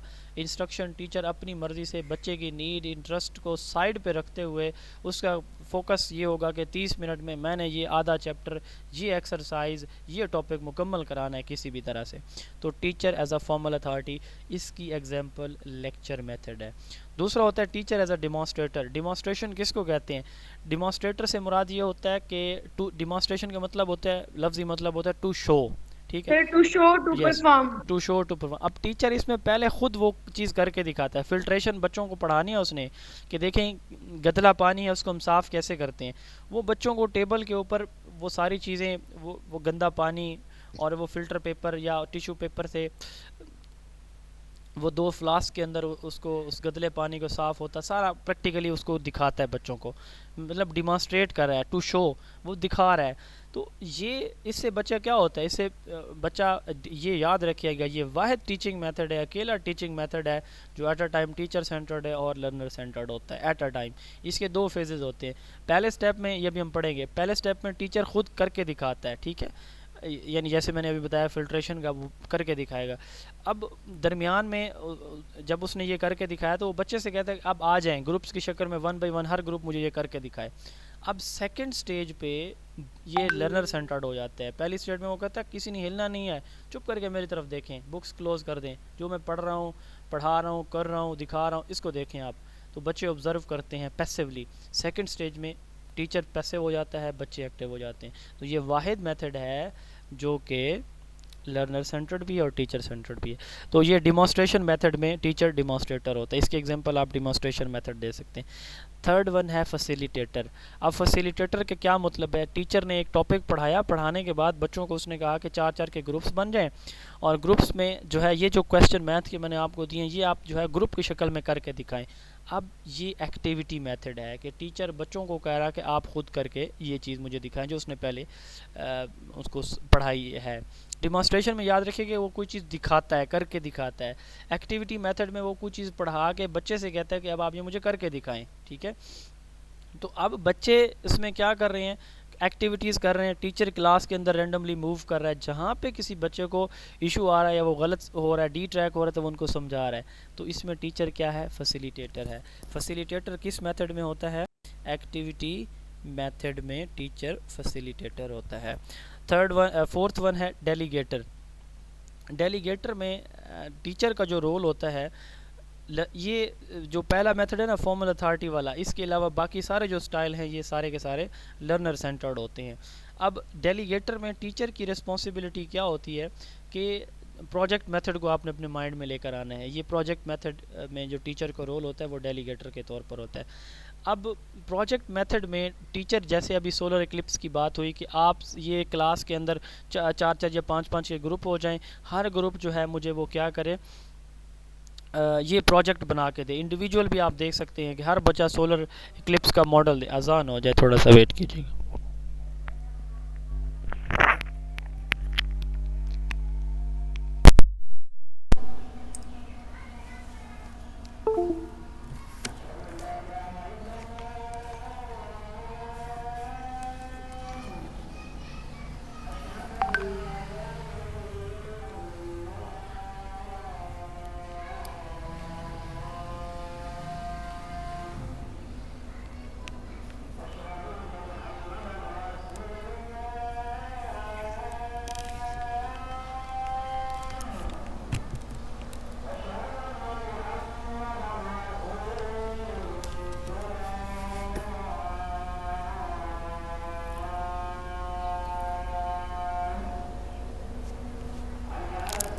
सर की आवाज आ रही है?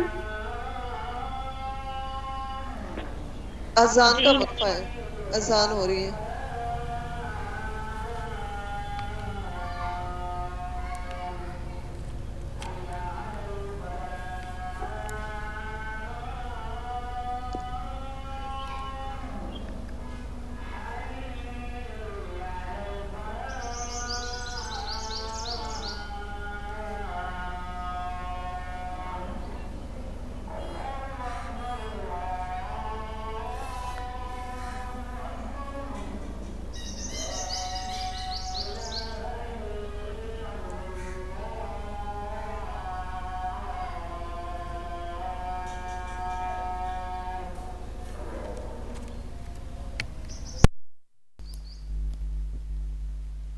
जी, तो प्रोजेक्ट मेथड में टीचर का रोल क्या होता है? डेलीगेटर होता है।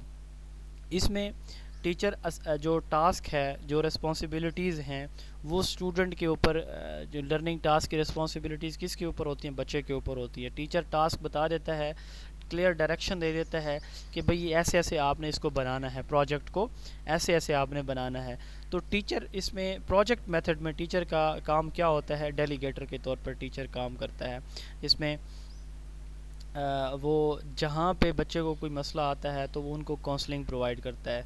जहाँ पे वो अपना जो बना रहे होते हैं प्रोजेक्ट, उसमें दाएं बाएं होते हैं, मसलन कोई बागीचा बना रहे हैं स्कूल के अंदर, तो टीचर वहाँ उनके साथ मौजूद है कि छोटा सा एक गार्डन बना रहे हैं बच्चे, या फूलों की कोई अरेंजमेंट कर रहे हैं कोई फ्लावर शो के लिए, तो अब टीचर साथ मौजूद है, टीचर उनकी काउंसलिंग कर रहा है, टीचर उनको सपोर्ट दे रहा है कि यहाँ पे आप ऐसे करें। तो डेलीगेटर का रोल भी टीचर का होता है और ये प्रोजेक्ट मेथड में होता है।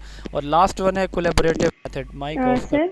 जी सर, फैसिलिटेटर में भी तो यही फैसिलिटेट ही फायदा होता है ना? फैसिलिटेटर की जब हम बात करते हैं ना, तो हम कहते हैं कि टीचर को बच्चे को जहाँ पे कोई इश्यूज आते हैं, बच्चा फिर टीचर से पूछता है कि सर यहाँ पे ये मुझे प्रॉब्लम आ रहा है, तो इसको मैं कैसे करूँ।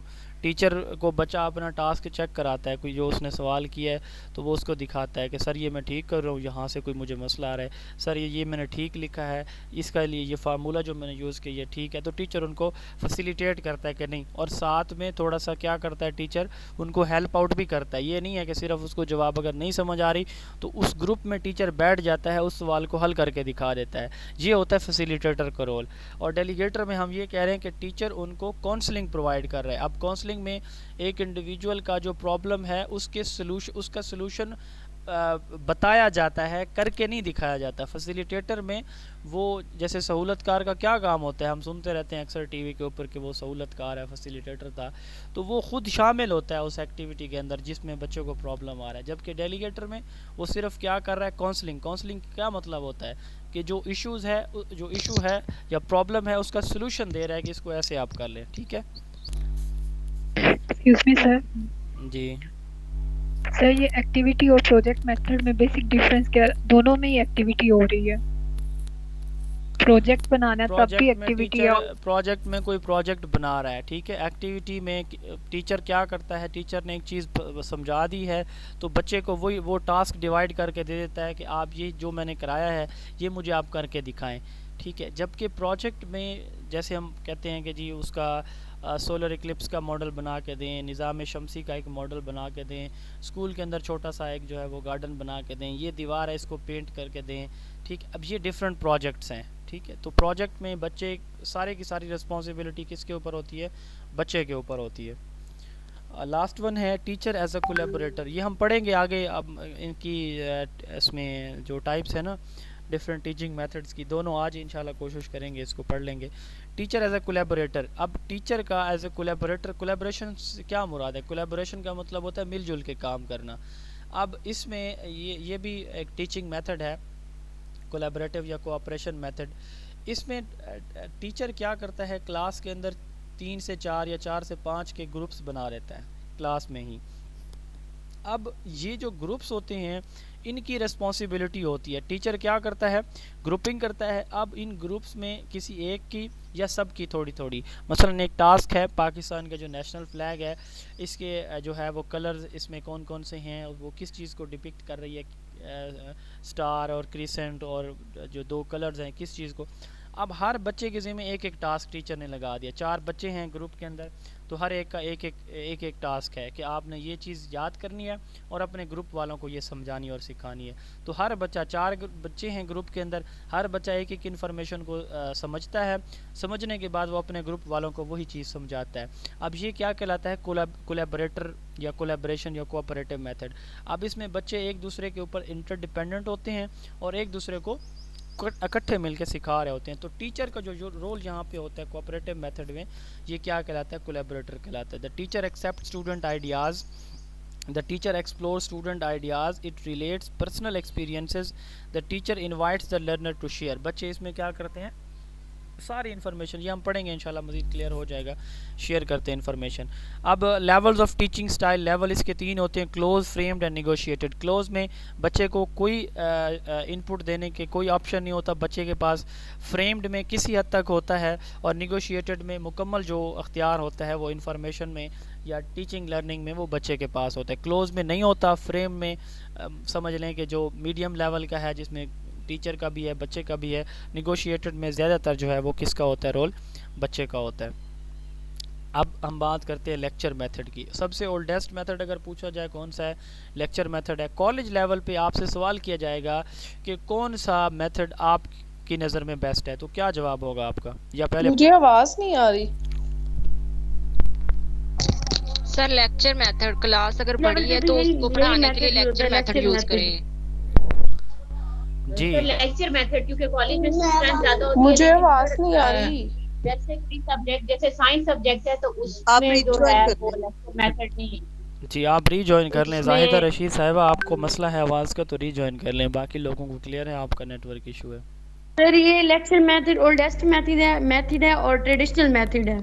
जी मेरा सवाल ये नहीं था, मेरा सवाल ये था कि सर ये लेक्चर मेथड कॉलेज लेवल पे भी यही यूज होता है। यही यूज होता है कॉलेज लेवल पे कुछ सब्जेक्ट ऐसे हैं जहाँ पे लेक्चर मेथड यूज होता है, ठीक और है। कुछ सब्जेक्ट ऐसे हैं जैसे साइंस सब्जेक्ट वगैरह है या कंप्यूटर की स्टडी है तो उन पे हम एक्टिविटी बेस्ड भी, क्योंकि उसमें उनके प्रोजेक्ट्स को या एक्सपेरिमेंट्स को जो है वो लेबोरेटरीज में करना पड़ता है। तो याद रखिएगा एक्टिविटी मेथड मिडिल लेवल तक, एलिमेंट्री लेवल तक यूज़ होता है, इससे आगे नहीं होता। ये एक तो ये पॉइंट अपने माइंड में रखिएगा, क्योंकि हमारे पास स्पेस का इशू होता है, टाइम का इशू होता है, करिकुलम का इशू होता है, कंटेंट का, कंटेंट जो है वो डीप होते हैं, ज़्यादा कंटेंट होता है सेकेंडरी से ऑनवर्ड, तो इसलिए एक्टिविटी हम याद रखिएगा हमेशा एलिमेंट्री लेवल पे यूज़ करते हैं। कॉलेज लेवल पे सबसे बेस्ट मेथड वो लेक्चर है।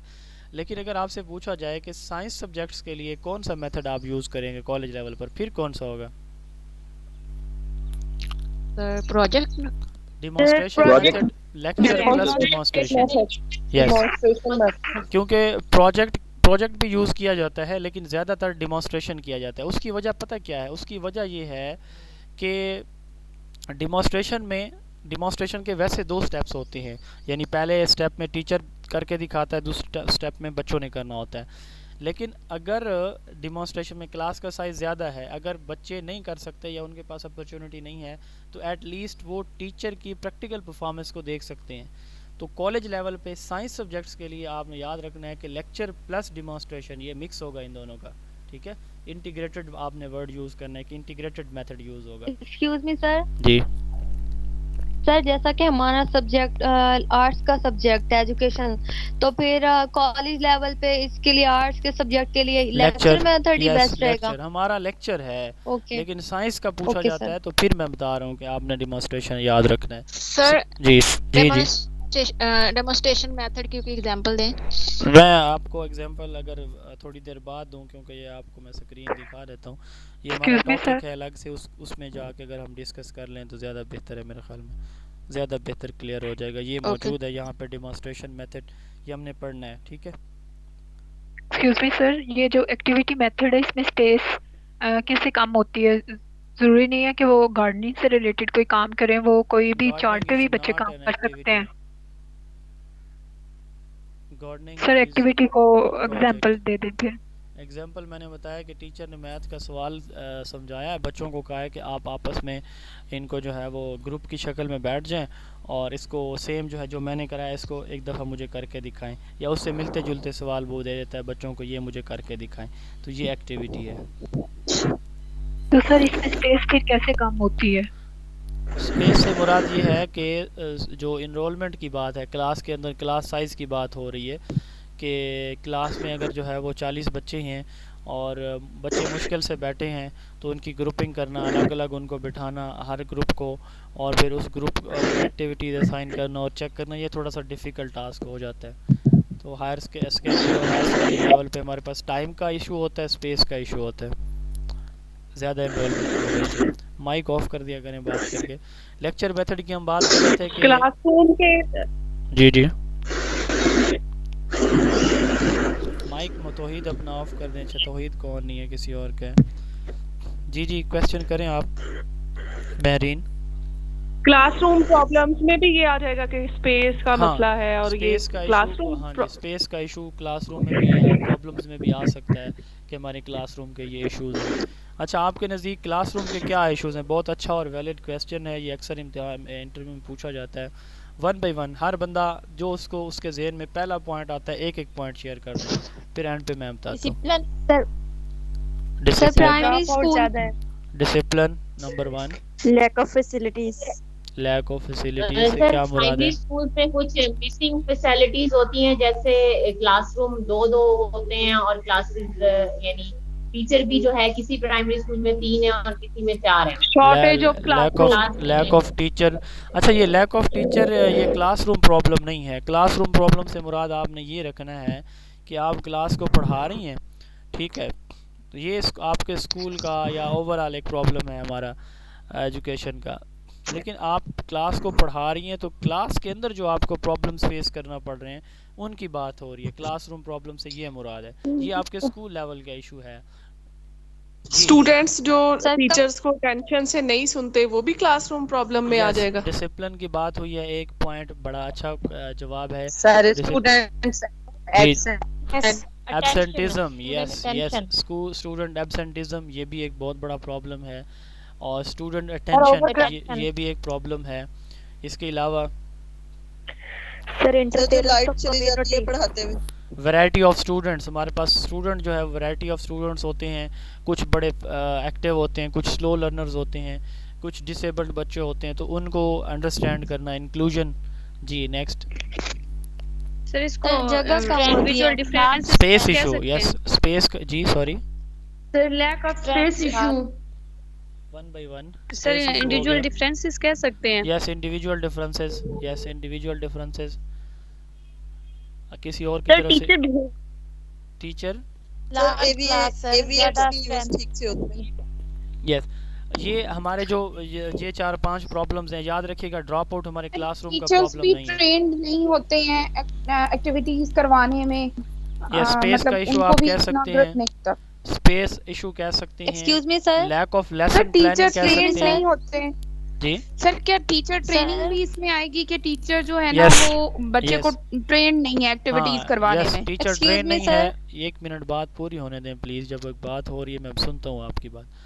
टीचर ट्रेनिंग का इशू होगा, ठीक है। जब टीचर ट्रेन नहीं है, he is unable to deliver या he is unable to perform, जब उसकी ट्रेनिंग नहीं है, he is unable to understand his students, तो ये भी वाकई एक इशू है क्लासरूम का। जी अब आप बताएं।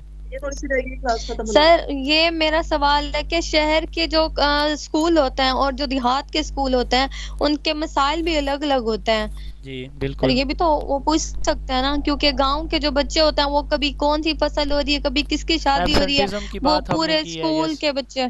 एब्सेंटिज्म की जी हमने सर, बात की है। एब्सेंटिज्म मेजर जो प्रॉब्लम है हमारा, ठीक है। और जी सर। ये 6-7 जो पॉइंट्स हैं आप इनको लिख लीजिएगा। ये शायद सर सर ये इनके शहर के प्रॉब्लम डिफरेंट भी तो हो सकती है ना, सिटी के बच्चों के और ये सिटी के विलेज के, जी कैसे? सिटी के विलेज के बच्चों का मेजर प्रॉब्लम एब्सेंटिज्म होता है। अर्बन एरियाज़ में स्कूल की जो प्रेजेंस है बच्चों की वो ज़्यादा होती है। रूरल एरियाज़ में जो एब्सेंटिज्म है ये ज़्यादा होती है, ठीक है। अर्बन एरियाज़ में सर एब्सेंटिज्म इसके की अलावा प्रॉब्लम कम होती है। कम्युनिटी की सर कम्युनिटी इंटरफेरेंस भी है जी, यहाँ कम्युनिटी पे। इंटरफेरेंस क्लासरूम के प्रॉब्लम्स में कैसे आएगा? सर क्लासरूम के प्रॉब्लम में ऐसे आएगा कि जैसे पेरेंट्स मतलब नॉर्मली हमारे यहाँ ये होता है कि उनको अलाउ होता है कि वो क्लास में चले जाते हैं, तो इससे भी कम्युनिटी की इंटरफेरेंस है कि अगर ये आपने देखें, किसी बच्चे को ये जो पॉइंट है ना, बाय रूल कोई भी टीचर, कोई भी किसी भी पेरेंट को अलाउ नहीं है कि वो डायरेक्ट क्लासरूम में। ये हमारे यहाँ सिस्टम की गैर फाली की वजह से ये ऐसे होता है। लेकिन ये पॉइंट बिल्कुल कभी भी जिक्र ना कीजिएगा कि ऐसे होता है बाय रूल। आपने ऑब्जेक्टिव में एक सवाल पढ़ा होगा कि पेरेंट जो है स्कूल में आते हुए डायरेक्टली किससे कांटेक्ट कर सकते हैं, तो वो हेड टीचर से करेंगे। हेड टीचर से। यस, तो ये एक पॉइंट नहीं है। बहरहाल कम्युनिटी के इन्वॉल्वमेंट आप यूँ कह सकते हैं कि कम्युनिटी इस तरह से इन्वॉल्व हो सकती है। जी जी मैं बताना चाह रही थी कि कम्युनिटी इस तरह से इन्वॉल्व हो सकती है कि फॉर एग्जांपल हम एक्टिविटी बेस्ड टीचिंग करवा रहे हैं, टीचिंग लर्निंग प्रोसेस करवा रहे हैं, बच्चे घरों में जाके बताते हैं और पेरेंट्स जहाँ पे इलिटरेट होते हैं उनका फिर रिस्पांस ये आता है कि लैक आप ऑफ फीडबैक सिर्फ फ्रॉम वेस्टेज पेरेंट्स ऑफ आप टाइम कह कर सकते रहे हैं। हैं। Yes, lack of feedback from जी पेरेंट्स। नहीं सर, फीडबैक देते हैं, नेगेटिव फीडबैक देते हैं। चलें नेगेटिव, हाँ बस लैक ऑफ फीडबैक या नेगेटिव फीडबैक आप कह लें। नमाज की ब्रेक है, एक्सक्यूज मी सर, 5:40 पे इंशाल्लाह क्लास को फिर रिज्यूम करेंगे। 10 मिनट में नमाज आप पढ़ लें। अल्लाह हाफिज़। ये जो इंडिविजुअल डिफरेंस, ये क्लासरूम के जो प्रॉब्लम्स हैं, ये लेक्चर मेथड से रिलेटेड हैं या जनरली बताए हैं? नहीं, ये क्वेश्चन करने का था जिससे आप इंटरव्यू में पूछा जा सकता है। नमाज ब्रेक है, 10 मिनट नमाज आप लोग पढ़ लें, उसके बाद इंशाल्लाह ताला क्लास ज्वाइन कीजिएगा।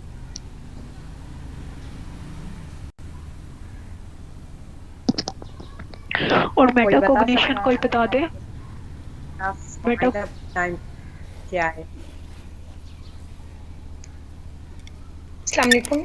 ये सर ने जनरल एक डिस्कस किया है कि इस तरह का क्वेश्चन भी इंटरव्यू में पूछा जा सकता है, ये लेक्चर मेथड से रिलेटेड नहीं है। मेटाकोग्निशन कोई बता दे? मेटाकोग्निशन होता है कि थिंकिंग अबाउट ओन थॉट्स, मतलब बच्चा अपने बारे में सोचे कि मेरे जहन में क्या है, मैं क्या सोच रहा हूँ और मुझे क्या क्या तरीके आते हैं। और इस तरीके मतलब जैसे एक बच्चा मैथ का क्वेश्चन सोल्व कर रहा है तो उसके पास 2-3 फार्मूलाज है, ये 2-3 मेथड्स हैं उसको करने के, तो वो कहता है कि ये वाला मेथड मुझे ज्यादा अच्छा लग रहा है, इससे मैं ये वाला क्वेश्चन सोल्व कर लेता हूँ। मतलब अपने बारे में ही, अपनी थॉट्स के बारे में ही सोचने को मेटाकोग्निशन कहते हैं।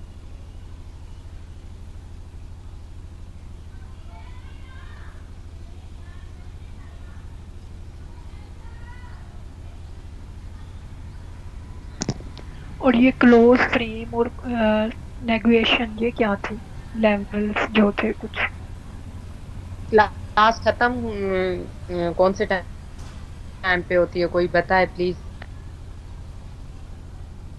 5:30 तक ही टाइमिंग होती है, लेकिन सर फिर थोड़ा ज्यादा करवाना हो तो टाइम वो प्रोलॉन्ग हो जाता है टाइम। ऑलमोस्ट 6 बजे हो जाती है। Okay okay, thank you. Close frame और नेगोशिएटर की क्या थी, किसी को पता है? बता दें।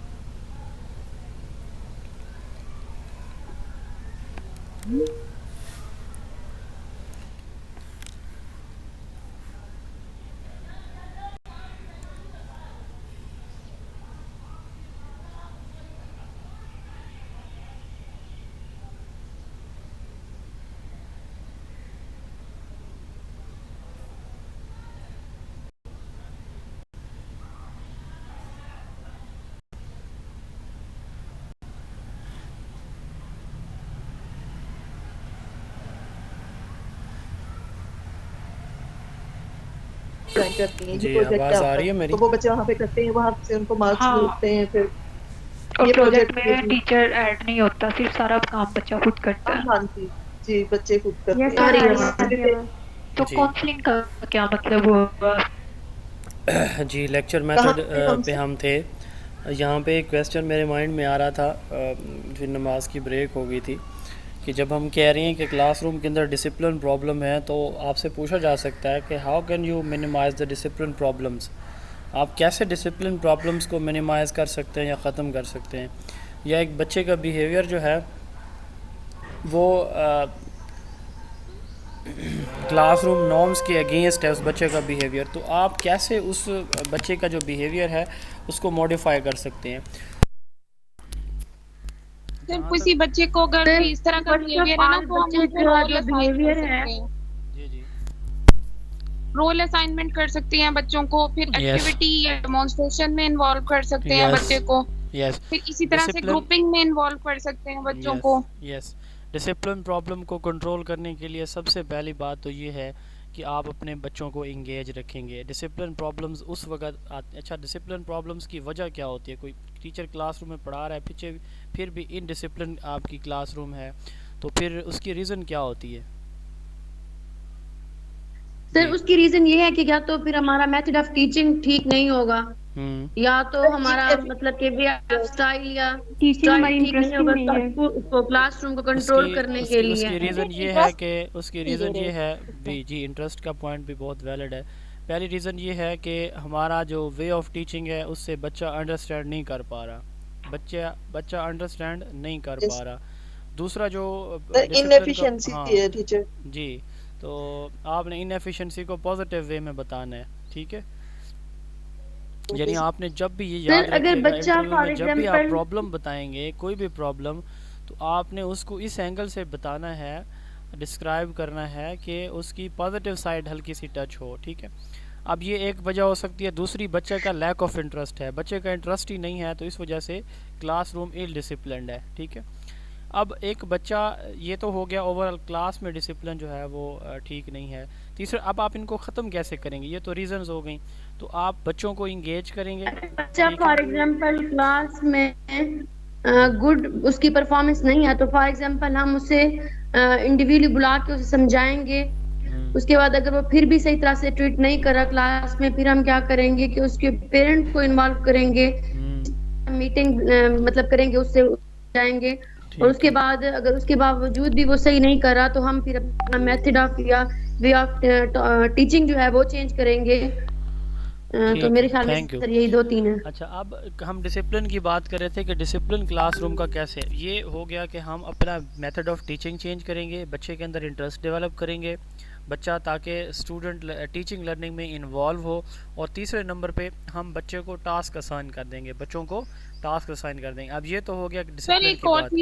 जी, क्वेश्चनिंग बच्चों से ज्यादा की जाए ताकि बच्चे इन्वॉल्व हो सकें ड्यूरिंग लेसन। यस, इन्वॉल्विंग के लिए हम क्या करते हैं, बच्चे की इन्वॉल्वमेंट के लिए, रिस्पांस उसकी मैक्सिमम रिस्पांस के लिए या मैक्सिमम इंटरेक्शन के लिए हम उससे क्वेश्चन आंसर करते हैं। अच्छा, अब दूसरा क्वेश्चन जो मैं बताना चाह रहा था वो ये था कि एक बच्चे का, एक स्पेसिफिक इंडिविजुअल का बिहेवियर प्रॉब्लम है एक बच्चे का, ठीक है, वो क्लासरूम में ट्रबल क्रिएट कर रहा है टीचर्स के लिए, देन आप क्या करेंगे? जी, मसलन वो शरारतें कर रहा है, बार बार कर रहा है, फिर क्या करेंगे आप? कर देंगे सर उसको आगे बिठा देंगे अपने साथ। यस, उसको क्लासरूम से बाहर निकाल देंगे, उसको क्लासरूम में आगे बिठा देंगे। और सर ऐसा बिल्कुल नहीं करेंगे। सर उसको साइड पे ले जाके उसकी वजह जानने की कोशिश करेंगे कि वो ऐसा क्यों कर रहा है। ठीक है, और सर ये एक सवाल है था फेडरल के पेपर में कि फॉर एग्जांपल अगर एक बच्चा जो है हम उस बच्चे को एंगेज कर लें कि अब देखिए इससे जो मैं लेक्चर दे रहा हूँ, मेरी बात सुन लें। अब देखिए, आप सब मेरे लिए डिसिप्लिन के प्रॉब्लम्स क्रिएट कर रहे हैं, ठीक है। एक दूसरे की राय का एहतराम करें, एक जब बंदा बात कर रहा हो तो उसको सुन लें। आप सबको मौका दिया जा रहा है, फोरम ओपन है, ये तो नहीं है कि टाइम लिमिट है कि बस एक ही बात सुनी जाएगी। 1 by 1 प्लीज़। जी यस सर, अगर कोई बच्चा इस तरह से कर रहा है तो मेरे ख्याल में ये कि उस बच्चे को कोई रिस्पॉन्सिबिलिटी दे दी जाए। तो रिस्पॉन्सिबिलिटी वो दे दी उस जाए, अगर लाइक स्टूडेंट थी तो वो बहुत तंग करती, ठीक है बहुत जी। तंग करती थी। तो मैंने मतलब किसी तरह भी काबू में नहीं आती थी। मैंने उसको व्हाइट बोर्ड का चार्ट पेंसिल मार्कर जो है ना वो उसकी रिस्पॉन्सिबिलिटी दे दी कि तुमने करना है, तुमने साफ करना है, ये चीज तुमने लेके नहीं, मतलब छोटे छोटे सारे काम उसकी रिस्पॉन्सिबिलिटी होगी। तो वो ठीक है। बच्ची जो थी ना वो बहुत एक्टिव होगी, तो वो सारा उसका इंटरेस्ट जो था ना वहाँ से हट के सारा इन चीजों की तरफ आ गया था। अच्छा, आपने ये याद सर, रखना है अगर कि कॉलेज अगर आपसे क्वेश्चन पूछा जाए, आपने वहाँ पे ये नहीं बताना कि मैंने बच्ची से कहा है कि आपने व्हाइट बोर्ड साफ़ करना है, आपने मार्कर रखने हैं अपने पास, यही आपने डेली लेके आने हैं, ठीक है। ये बहुत ही नेगेटिव इम्पैक्ट है टीचर के ऊपर कि टीचर Yes, sir. रिस्पॉन्सिबल नहीं है। ये मैं आपको आपने बताया तो फिर मैं आपको बता रहा हूँ। आप जवाब यही वाला दीजिएगा सर, कि अगर जी कॉलेज जी लेवल मेरी की सुन लेना, मैं इसका जवाब मुकम्मल कर लूँ फिर प्लीज़ माजरत के साथ।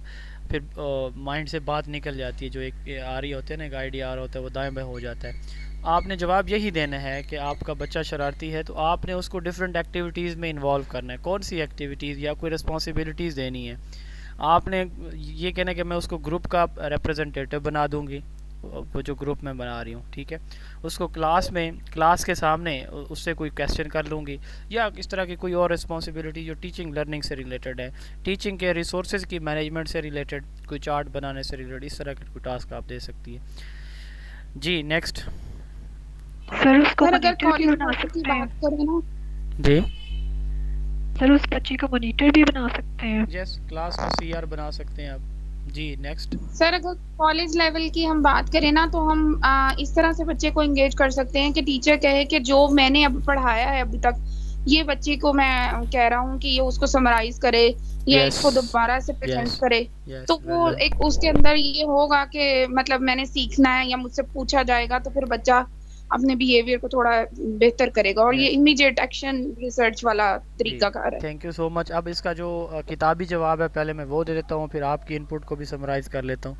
जब एक बच्चा ट्रबल क्रिएट कर रहा हो तो उसके 3 मेथड्स होते हैं उसको टैकल करने के लिए। सबसे पहले होता है टाइम आउट, फिर होता है एक्सटिंक्शन और फिर होता है मॉडलिंग, ठीक है। टाइम आउट से मुराद ये होता है कि आप उस बच्चे को टोटली इग्नोर कर देते हैं, मतलब उसने कोई छोटी मोटी मिस्टेक की है क्लास के अंदर, आप उसको इग्नोर कर रहे हैं। अब आप जब भी बाकी बच्चों को पढ़ा रहे हैं, बाकी लोगों से क्वेश्चन कर रहे हैं, आप उसकी तरफ तवज्जो ही नहीं कर रहे। जब ये आप काम करेंगे तो बच्चा ये समझेगा कि देखिए मैंने शरारत की है, टीचर ने मुझे देख लिया था, इस वजह से टीचर जानबूझ के मुझे इग्नोर कर रहा है, तो वो अवॉइड करेगा अगली दफ़ा कोई शरारत करने से। एक तो ये पॉइंट होता है, किताबी जवाब मैं बता रहा हूँ। दूसरा इसका होता है एक्सटिंक्शन। एक्सटिंक्शन में आप क्या करते हैं, आप उस बच्चे को थोड़ी देर के लिए क्लास से बाहर भेज देते हैं कि आप 2 मिनट क्लास से बाहर चले जाएं या 5 मिनट क्लास के बाहर चले जाएं, फिर आप आ जाइएगा। अब बाहर बच्चा जाएगा, वो सोचेगा कि यार मुझसे गलती हुई है, शर्मिंदगी हुई है, आइंदा मैं ये काम नहीं करूँगा। और तीसरा ये है कि जो शरारत उस बच्चे ने की है मॉडलिंग में, टीचर उस चीज़ को प्रैक्टिकली समझाए कि ये अच्छी आदत ये होती हैं, अच्छी खसलतें ये होती हैं, अच्छे बच्चे की खसूसियात ये होती हैं, ताकि बच्चा जो है वो सोचने पे मजबूर हो जाए। इसके बाद आप ये कह सकते हैं कि बेसिक ये 3 होते हैं। इसके अलावा आप टास्क की असाइन कर सकते हैं, आप उस बच्चे को अपना जो लर्निंग टास्क है वो समराइज़ करने का कह सकते हैं, आप उस बच्चे को जो है उससे क्वेश्चन आंसर ज़्यादा कर सकते हैं, उसको फ्रंट पे बिठा सकते हैं। इस तरह के जो इनपुट्स आपकी तरफ से हैं ये भी आप उसमें शामिल कर सकते हैं जी। अब हम बात करते हैं लेक्चर मेथड की। लेक्चर मेथड ओल्डेस्ट मेथड है। ये आइडियलिज़म जो फ़िलासफ़ी है ये उन्होंने इंट्रोड्यूस करवाया था, सोक्रेटिस इसके फाउंडर कहा जाता है लेक्चर मेथड के। लेक्चर मेथड के 3 स्टेप्स होते हैं। इसमें टॉपिक को इंट्रोड्यूस करवाया जाता है, फिर जो इंट्रोडक्शन है वो दिया जाता है, फिर उसको मुकम्मल प्रेजेंट किया जाता है और एंड पे उसका कंक्लूजन दिया जाता है। एडवांटेजेस लेक्चर मेथड के, सबसे बड़ा एडवांटेज ये है कि लार्ज क्लास साइज़ के लिए, जैसे कॉलेज या यूनिवर्सिटी लेवल पे लार्ज क्लास साइज़ के लिए ये मेथड सूटेबल है। थोड़े टाइम में ज़्यादा इन्फॉर्मेशन हम प्रेजेंट कर सकते हैं। इसमें जो टीचर है वो जो न्यू अपडेटेड इन्फॉर्मेशन है वो कम टाइम में जो है वो अपने असल टॉपिक के साथ डिलीवर कर सकता है। और इसके साथ साथ ये ज़्यादा जो कंटेंट, ये पहले हो गया ज़्यादा कंटेंट का मैंने बता दिया है। इसके ये 2-3 इसके एडवांटेजेस मेन हैं। डिसएडवांटेजेस इसके क्या है कि इसमें बच्चा पैसिव होता है और बच्चे की इन्वॉल्वमेंट इसमें ज़ीरो होती है। बच्चे की नीड इंटरेस्ट या उसके जो लेवल है मेंटल लेवल उसको नहीं देखा जाता। टीचर सिर्फ अपने उसको देखता है कि मैंने इस टाइम में एक फ़िक्स टाइम में ये चीज़ जो है वो कवर करानी है।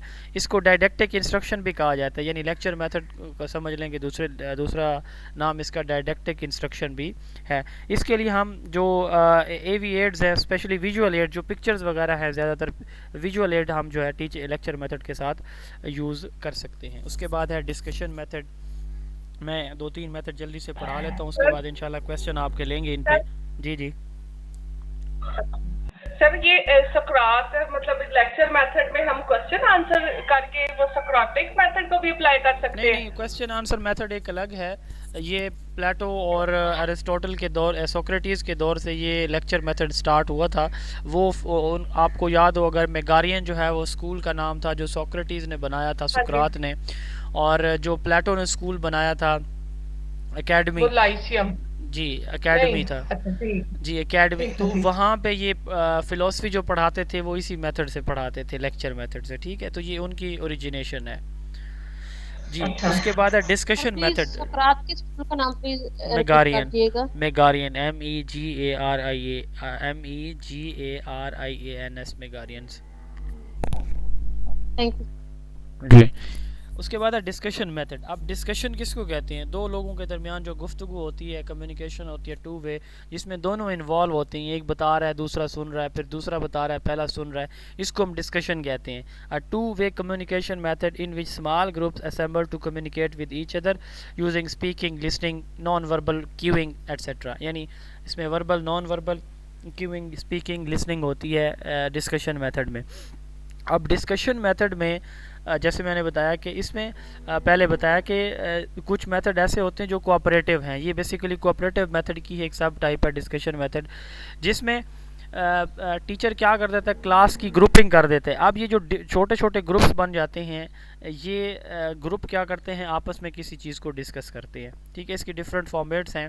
डिस्कशन मेथड के 5 स्टेप होते हैं। सबसे पहले इसमें प्रॉब्लम को देखा जाता है कि ये चीज़ हम डिस्कस करने जा रहे हैं। अब उस प्रॉब्लम से रिलेटेड सवाल कि क्या चीज़ है, ये प्रॉब्लम तो हमारा आ गया है कि हमारा जो कश्मीर इशू है, अब कश्मीर इशू हमारा प्रॉब्लम आइडेंटिफाई हमने कर लिया, इसको डिस्कस हमने करना है। अब इससे रिलेटेड क्या क्या चीज़ें हमने डिस्कस करनी है, कौन कौन से सवाल एक दूसरे से हम करेंगे, तो वो क्वेश्चन फ्रेज किए जाते हैं। 3rd नंबर पे डिस्कशन स्ट्रेटजी। डिस्कशन किस तरह की होगी 1 by 1 होगी, ग्रुप में एक बंदा बोलेगा बाकी सुनेंगे, किस तरह की होगी, तो डिस्कशन स्ट्रेटजी। उसके बाद फिर सारे डिस्कशन का फाइनल हमारा सोल्यूशन क्या होगा, और सोल्यूशन के बाद उसकी रिपोर्ट तैयार करके जो टीचर को दी जाएगी, इसको क्या कहा जाता है, डिस्कशन मेथड कहा जाता है। डिस्कशन मेथड में इसकी जो है वो सब टाइप्स हैं, यहाँ पे 5 डिफरेंट टाइप्स है। इसमें सबसे पहले सिंपोजियम है। सिंपोजियम में एक ही टॉपिक जो होता है उसके सेवरल एस्पेक्ट्स, काफ़ी सारे पहलुओं को डिस्कस किया जाता है। 3 or more individual present different views on several side of a single topic और क्वेश्चन। एक ही क्वेश्चन के सेवरल एस्पेक्ट्स को, मल्टीपल एस्पेक्ट्स को क्या करते हैं, 3 या 3 से ज़्यादा जो इंडिविजुअल है वो क्या करते हैं, अपने पॉइंट ऑफ व्यूज़, अपने आइडियाज़ उसके ऊपर शेयर करते हैं। इसको हम क्या कहते हैं, सिंपोजियम। यानी सिंगल क्वेश्चन है, एक ही क्वेश्चन एक ही टॉपिक के ऊपर मल्टीपल जो आइडियाज़ हैं, मल्टीपल उसके जो सोल्यूशन हैं या वेज़ हैं, उसके सोल्यूशन के वो प्रेजेंट किए जाते हैं। दूसरा है पैनल डिस्कशन। पैनल डिस्कशन में 2 ग्रुप्स होते हैं, एक ग्रुप छोटा होता है, एक बड़ा होता है। मसलन क्लास है ना, तो क्लास में 4 बच्चों का ग्रुप बन गया। ये 4 बच्चे जो है कोई चीज़ सामने आके डिस्कस करेंगे, बाकी सारे बच्चे जो है वो चुप करके सुन रहे होंगे, तो ये पैनल डिस्कशन कहलाता है। स्मॉलर ग्रुप, जिसको हम एक्सपर्ट ग्रुप भी कहते हैं, ये क्लास में सामने आएंगे, ये कोई चीज़ डिस्कस करेंगे, आपस में करेंगे, बाकी सारे इनको सुन रहे होंगे, लार्जर ग्रुप जो है। तो ये पैनल डिस्कशन कहलाता है। उसके बाद है डिबेट। अब डिबेट जो होता है, डिबेट में एक ही जो टॉपिक होता है ना, तो एक स्टूडेंट या एक ग्रुप उसकी पॉजिटिव साइड को उसके हक में, और दूसरा जो है उसकी अपोजिंग साइड पे होता है, वो उसकी मुखालफत में अपनी स्टेटमेंट, मसलन को एजुकेशन है तो एक बच्चा उसकी सपोर्ट में बोलेगा कि को एजुकेशन के ये बेनिफिट्स हैं, तो दूसरा बच्चा इस में क्या करेगा, उसकी अपोजिंग की इसके ये मनफी असरात भी हैं हमारी सोसाइटी या बच्चे के ऊपर। तो इस तरह की जो डिस्कशन होती है इसको हम डिबेट कहते हैं, यानी इसमें दोनों साइड्स जो है वो देखी जाती हैं, अपोजिंग साइड्स। उसके बाद है सेमिनार। सेमिनार में जैसे आप लोग एमफिल के स्कॉलर होंगे, मोस्टली कुछ पीएचडी भी कर रहे हैं, तो सेमिनार में हम क्या करते हैं, एक बंदे ने जिसने जो तहकीक की होती है वो क्या करता है, वो अपनी सारी इन्फॉर्मेशन प्रेजेंट करता है, जैसे हम प्रेजेंटेशन देते हैं। ये सेमिनार बेसिकली एक तरह की हमारी प्रेजेंटेशन ही होती है। तो सेमिनार में हम क्या करते हैं, ये इंडिविजुअली भी हो सकती है, ग्रुप की शक्ल में भी, कि एक सिचुएशन को प्रेजेंट किया जाता है, यानी जो आपने की है, रिसर्च है आपकी, जो आपने प्रॉब्लम के सोल्यूशन निकाले हैं वो आप प्रेजेंट करते हैं, ठीक है, सारी पब्लिक को। फिर यानी क्लासरूम के अंदर एक बच्चा मल्टीमीडिया पे प्रेजेंटेशन दे रहा है फ़र्ज़ करें, और बच्चे फिर एंड पे उससे सवाल करेंगे। स्टूडेंट जैसे हमारे यहाँ होता है प्रेजेंटेशन के बाद उससे टीचर भी स्टूडेंट भी सवाल, सेमिनार में भी आपका जो होता है, आपका जो फाइनल होता है उसमें भी आप ऐसे ही करते हैं, तो आपसे फिर सवाल किए जाते हैं, आप उनका आंसर करते हैं, ये सेमिनार होता है। देन है फॉर्मलाइज ग्रुप। फॉर्मलाइज ग्रुप में छोटे छोटे ग्रुप्स बनाए जाते हैं जो वेल स्ट्रक्चर्ड होते हैं, उनको पता होता है कि किसकी क्या रिस्पॉन्सिबिलिटी है, किसने क्या क्वेश्चन करना है और किसने किस एरिया का जवाब देना है, इसको हम फॉर्मलाइज ग्रुप कहते हैं। डिस्कशन वेब एक टर्म यूज़ होती है कि एक बच्चा दूसरे बच्चे के साथ पेयर बनाएगा, फ़र्ज़ करें क्लास में 10 बच्चे हैं ना, एक बच्चे ने दूसरे का हाथ पकड़ लिया तो ये पेयर बन गया। अब ये दो पेयर और भी बने होंगे क्लास में एट अ टाइम, अब ये जो दो पेयर एक पेयर बना है, ये जो बाकी दूसरा पेयर बना है उसके साथ मिल जाएंगे, तो ये 4 हो गए, 4 फिर आगे 8 के साथ, 8 आगे 16 के साथ। तो ये बच्चे जो है ऐसे जैसे आपस में लाइन अप हो रहे हैं और डिस्कशन ऐसे ही करेंगे, इसको हम क्या कहते हैं, डिस्कशन वेब कहते हैं। मैं 2015 में पीएचडी सिलेक्ट हुआ था, तो उस वक्त हमारे जो ट्रेनर थे उन्होंने सारे जो हमारे थे ट्रेनी जो थे टीचर जो उस वक्त सिलेक्ट हुए थे उनको एक रो में खड़ा किया था। रो में खड़ा करने के बाद उन्होंने फ्रंट पे मैं ही था, तो पहली बात मुझसे की गई, आई थिंक मुझे वो स्टेटमेंट याद नहीं है, मसलन कोई भी स्टेटमेंट कही जाती है कि मैंने अली से ये बात की, अली ने जो है उसको ये बात कही। अब आगे जो है वो उन्होंने बताया कि आपने इशारे से ये बात समझानी है या उसके कान में आपने ये बात बतानी। मैंने अगले बंदे के कान में बताई, उसने अगले, जब बात आखिरी बंदे तक पहुंची तो वो टोटली कुछ और थी। तो ये भी बहरहाल एक स्ट्रेटजी होती है कि हम जब ऐसी इन्फॉर्मेशन के ऊपर रिलाय कर रहे होते हैं जो हमें अनरिलायबल सोर्सेज से आती है, तो या एक इन्फॉर्मेशन जब एक जगह से दूसरी जगह ट्रैवल करके जाती है तो उसमें बहुत सारी तब्दीलियाँ आ जाती हैं।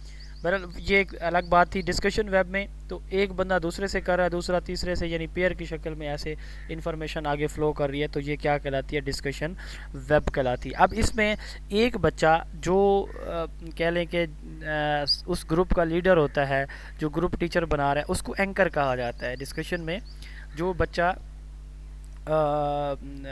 यानी कि ग्रुप का लीडर होता है उसको हम क्या कहते हैं, एंकर कहते हैं। एंकर्ड इंस्ट्रक्शन आपसे पूछा जा सकता है, what is anchored instruction. Anchored instruction से मुराद ये होता है कि आपसे रियल लाइफ के बारे में कोई स्टोरी या कोई इवेंट, रियल लाइफ कोई प्रॉब्लम होते हैं, यानी रियल लाइफ कोई स्टोरी, कोई इवेंट, कोई सीन, सिनेरियो आपके सामने रखा जाएगा और आपसे उसका सोल्यूशन पूछा जाएगा। अगर इस तरह की, जैसे मैंने आपसे पूछा है कि डिसिप्लिन के प्रॉब्लम आ रहे हैं तो आप उनको कैसे टैकल करेंगे, तो एंकर्ड इंस्ट्रक्शन इसी चीज़ का नाम है कि आपको एक स्टोरी, एक इंफॉर्मेशन, एक मुकम्मल सीक्वेंस के साथ प्रेजेंट की जाती है, आपसे पूछा जाता है कि आप इसका सोल्यूशन कैसे देंगे, तो इस इंस्ट्रक्शन को क्या कहते हैं, हम एंकर्ड इंस्ट्रक्शन कहते हैं। अब इस डिस्कशन मेथड के बेनिफिट्स क्या होते हैं, इससे एक तो बच्चे की जो प्रीवियस इन्फॉर्मेशन है, जो पहले से उसने सीखा हुआ है, एक तो वो उसको सिमुलेट करता है। सिमुलेट का मतलब क्या होता है, एक इन्फॉर्मेशन जो पहले से सीखी हुई है उसको नई जगह पे अप्लाई करना, उससे मिलती जुलती सिचुएशन में। तो एक तो वो पहले वाली इन्फॉर्मेशन को सिमुलेट करता है बच्चा। दूसरा, इससे बच्चे की कम्युनिकेशन पावर डेवलप होती है, उसकी थिंकिंग पावर डेवलप होती है। बच्चे को पता है मेरी रिस्पॉन्सिबिलिटी है, मैंने कोई चीज़ शेयर करनी है, तो वो सोचता है, उसके सोल्यूशन प्रोवाइड करता है। इसके साथ साथ जैसे हमने कहा कि ग्रुप में एक लीडर होता है, तो बच्चे के अंदर लीडरशिप क्वालिटीज़ भी इसके अंदर डेवलप होती हैं। बच्चा अपनी बात को एक्सप्रेस करने की स्किल सीखता है कि मुझे जो नॉलेज हासिल है वो मैंने एक्सप्रेस कैसे कर रहे हैं, तो ये चीज़ें वो कहाँ से सीखता है, डिस्कशन से सीखता है।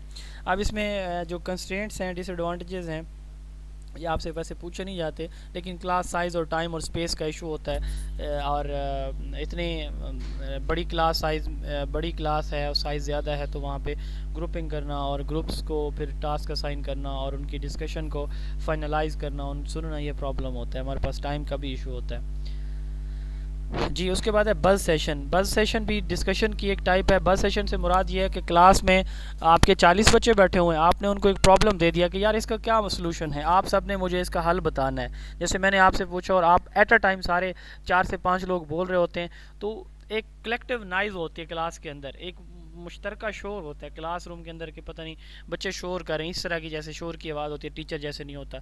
तो बस सेशन भी इसी तरह का एक डिस्कशन सेशन है। टीचर फ्री हैंड देता है कि ये इशू है, इसका सोल्यूशन बताएं, सोच के आपस में एक दूसरे से पूछ के बताएं। तो इसको हम क्या कहते हैं, जब सारे बच्चे एट अ टाइम बोल रहे हो एक दूसरे के साथ और उस प्रॉब्लम का सोल्यूशन जो है सारे 40 के 40 बच्चे लगे हुए हैं डिस्कशन में, इसको हम क्या कहते हैं, बस सेशन कहते हैं जी। उसके बाद है फिश बाउल। जी आवाज़ क्लियर है, किसी को इशू तो नहीं आवाज़ का? सर आपकी आवाज़ रिपीट हो रही है जी। आवाज़ ना 2 दफा सबकी रिपीट हो रही।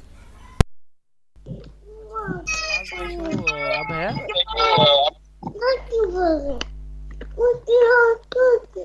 जी प्लीज। अभी आवाज रिपीट हो रही है, डबल हो रही है मेरी? नहीं सर अब ठीक है।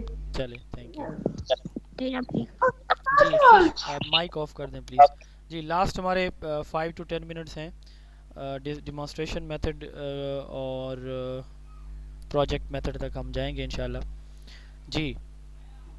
तो बस सेशन हो गया। उसके बाद है फिश बाउल। फिश बाउल में हम क्या करते हैं, हम क्लास के 2 ग्रुप्स बनाते हैं। आप इमेज को अगर आप देखें तो क्लास को 2 हिस्सों में डिवाइड किया जाता है।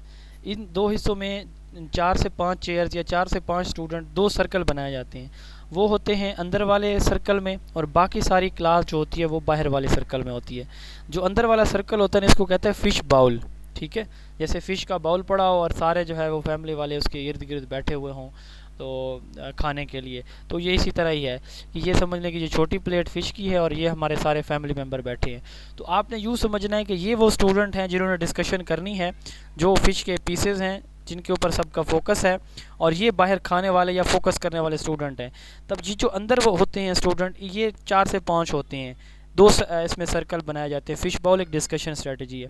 अंदर वाले डिस्कस करते हैं और बाहर वाले क्या होते हैं उसको सुनते हैं, उनकी डिस्कशन को सुनते हैं। जो भी प्रॉब्लम या टीचर ने कोई चीज़ बतानी समझानी है तो ये स्टूडेंट ही डिस्कशन कर रहे होते हैं। स्टूडेंट अंदर वाले सर्कल वाले डिस्कस करते हैं और बाहर वाले इसको सुनते हैं। तो इस स्ट्रेटजी को क्या कहा जाता है, फ़िश बाउल डिस्कशन स्ट्रेटजी कहा जाता है। नेक्स्ट है डिमॉन्स्ट्रेशन मेथड। जैसे मैंने पहले बताया डिमॉन्स्ट्रेशन का मतलब होता है तो टू शो।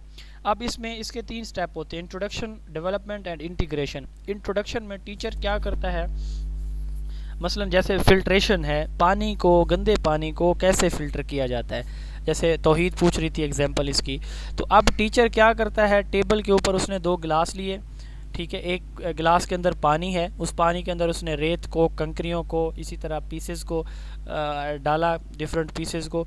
अब उसको मिक्स कर दिया। अब वो जो साफ़ पानी था वो गदला हो गया है। अब दूसरे में वो क्या करता है, वो एक वो जो ग्लास है उसके ऊपर वो कीफ सी रख देता है, टिश्यू पेपर उसके ऊपर या फ़िल्टर पेपर रखता है, और फ़िल्टर पेपर में वो जो है वो पानी को गिराता है आहिस्ता आहिस्ता। तो पानी ड्रॉप बाय ड्रॉप जो है उस फ़िल्टर पेपर से नीचे जो खाली गिलास का पानी है उसमें साफ़ होकर गदला पानी निकल रहा है। अब टीचर ने ये चीज़ बच्चों को शो कराई है, डिमॉन्स्ट्रेट की है। डिमॉन्स्ट्रेशन में टीचर का रोल डिमॉन्स्ट्रेटर का होता है।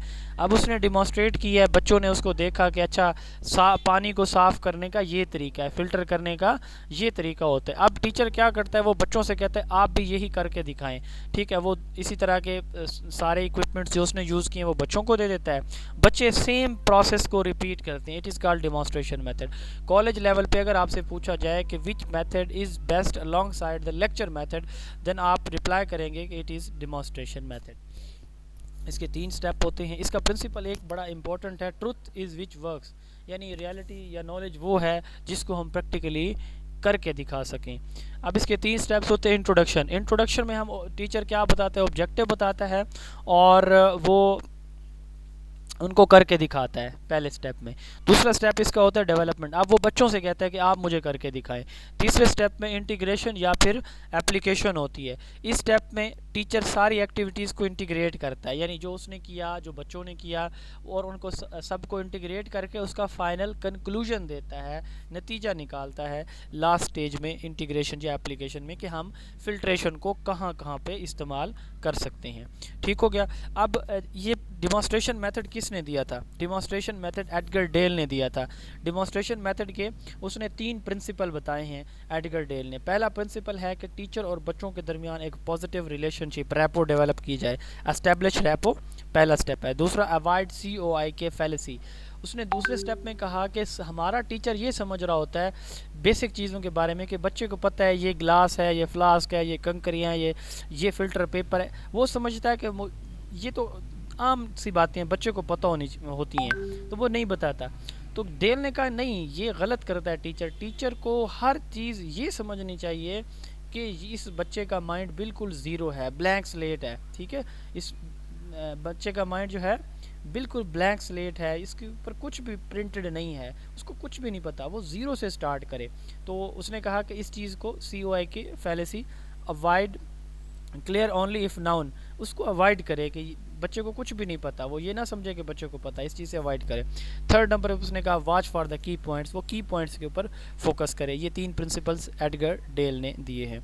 अब इसके एडवांटेजेस क्या होती हैं? एडवांटेजेस यही हैं कि बच्चा जब प्रैक्टिकली देखेगा, उसके सेंसेस को यूज़ करेगा, अपने उसके 5 सेंसेस में से जो है एटलीस्ट 3 सेंसेस उसके यूज़ होंगे, और उसके साथ साथ बच्चे की इंटरेस्ट होगी, उसकी लर्निंग लॉन्ग लास्टिंग होगी, बच्चा उसको अपनी प्रैक्टिकल लाइफ में भी अप्लाई करने के काबिल हो सकेगा। ये तो हो गया इसके एडवांटेजेस। डिसएडवांटेजेस क्या है?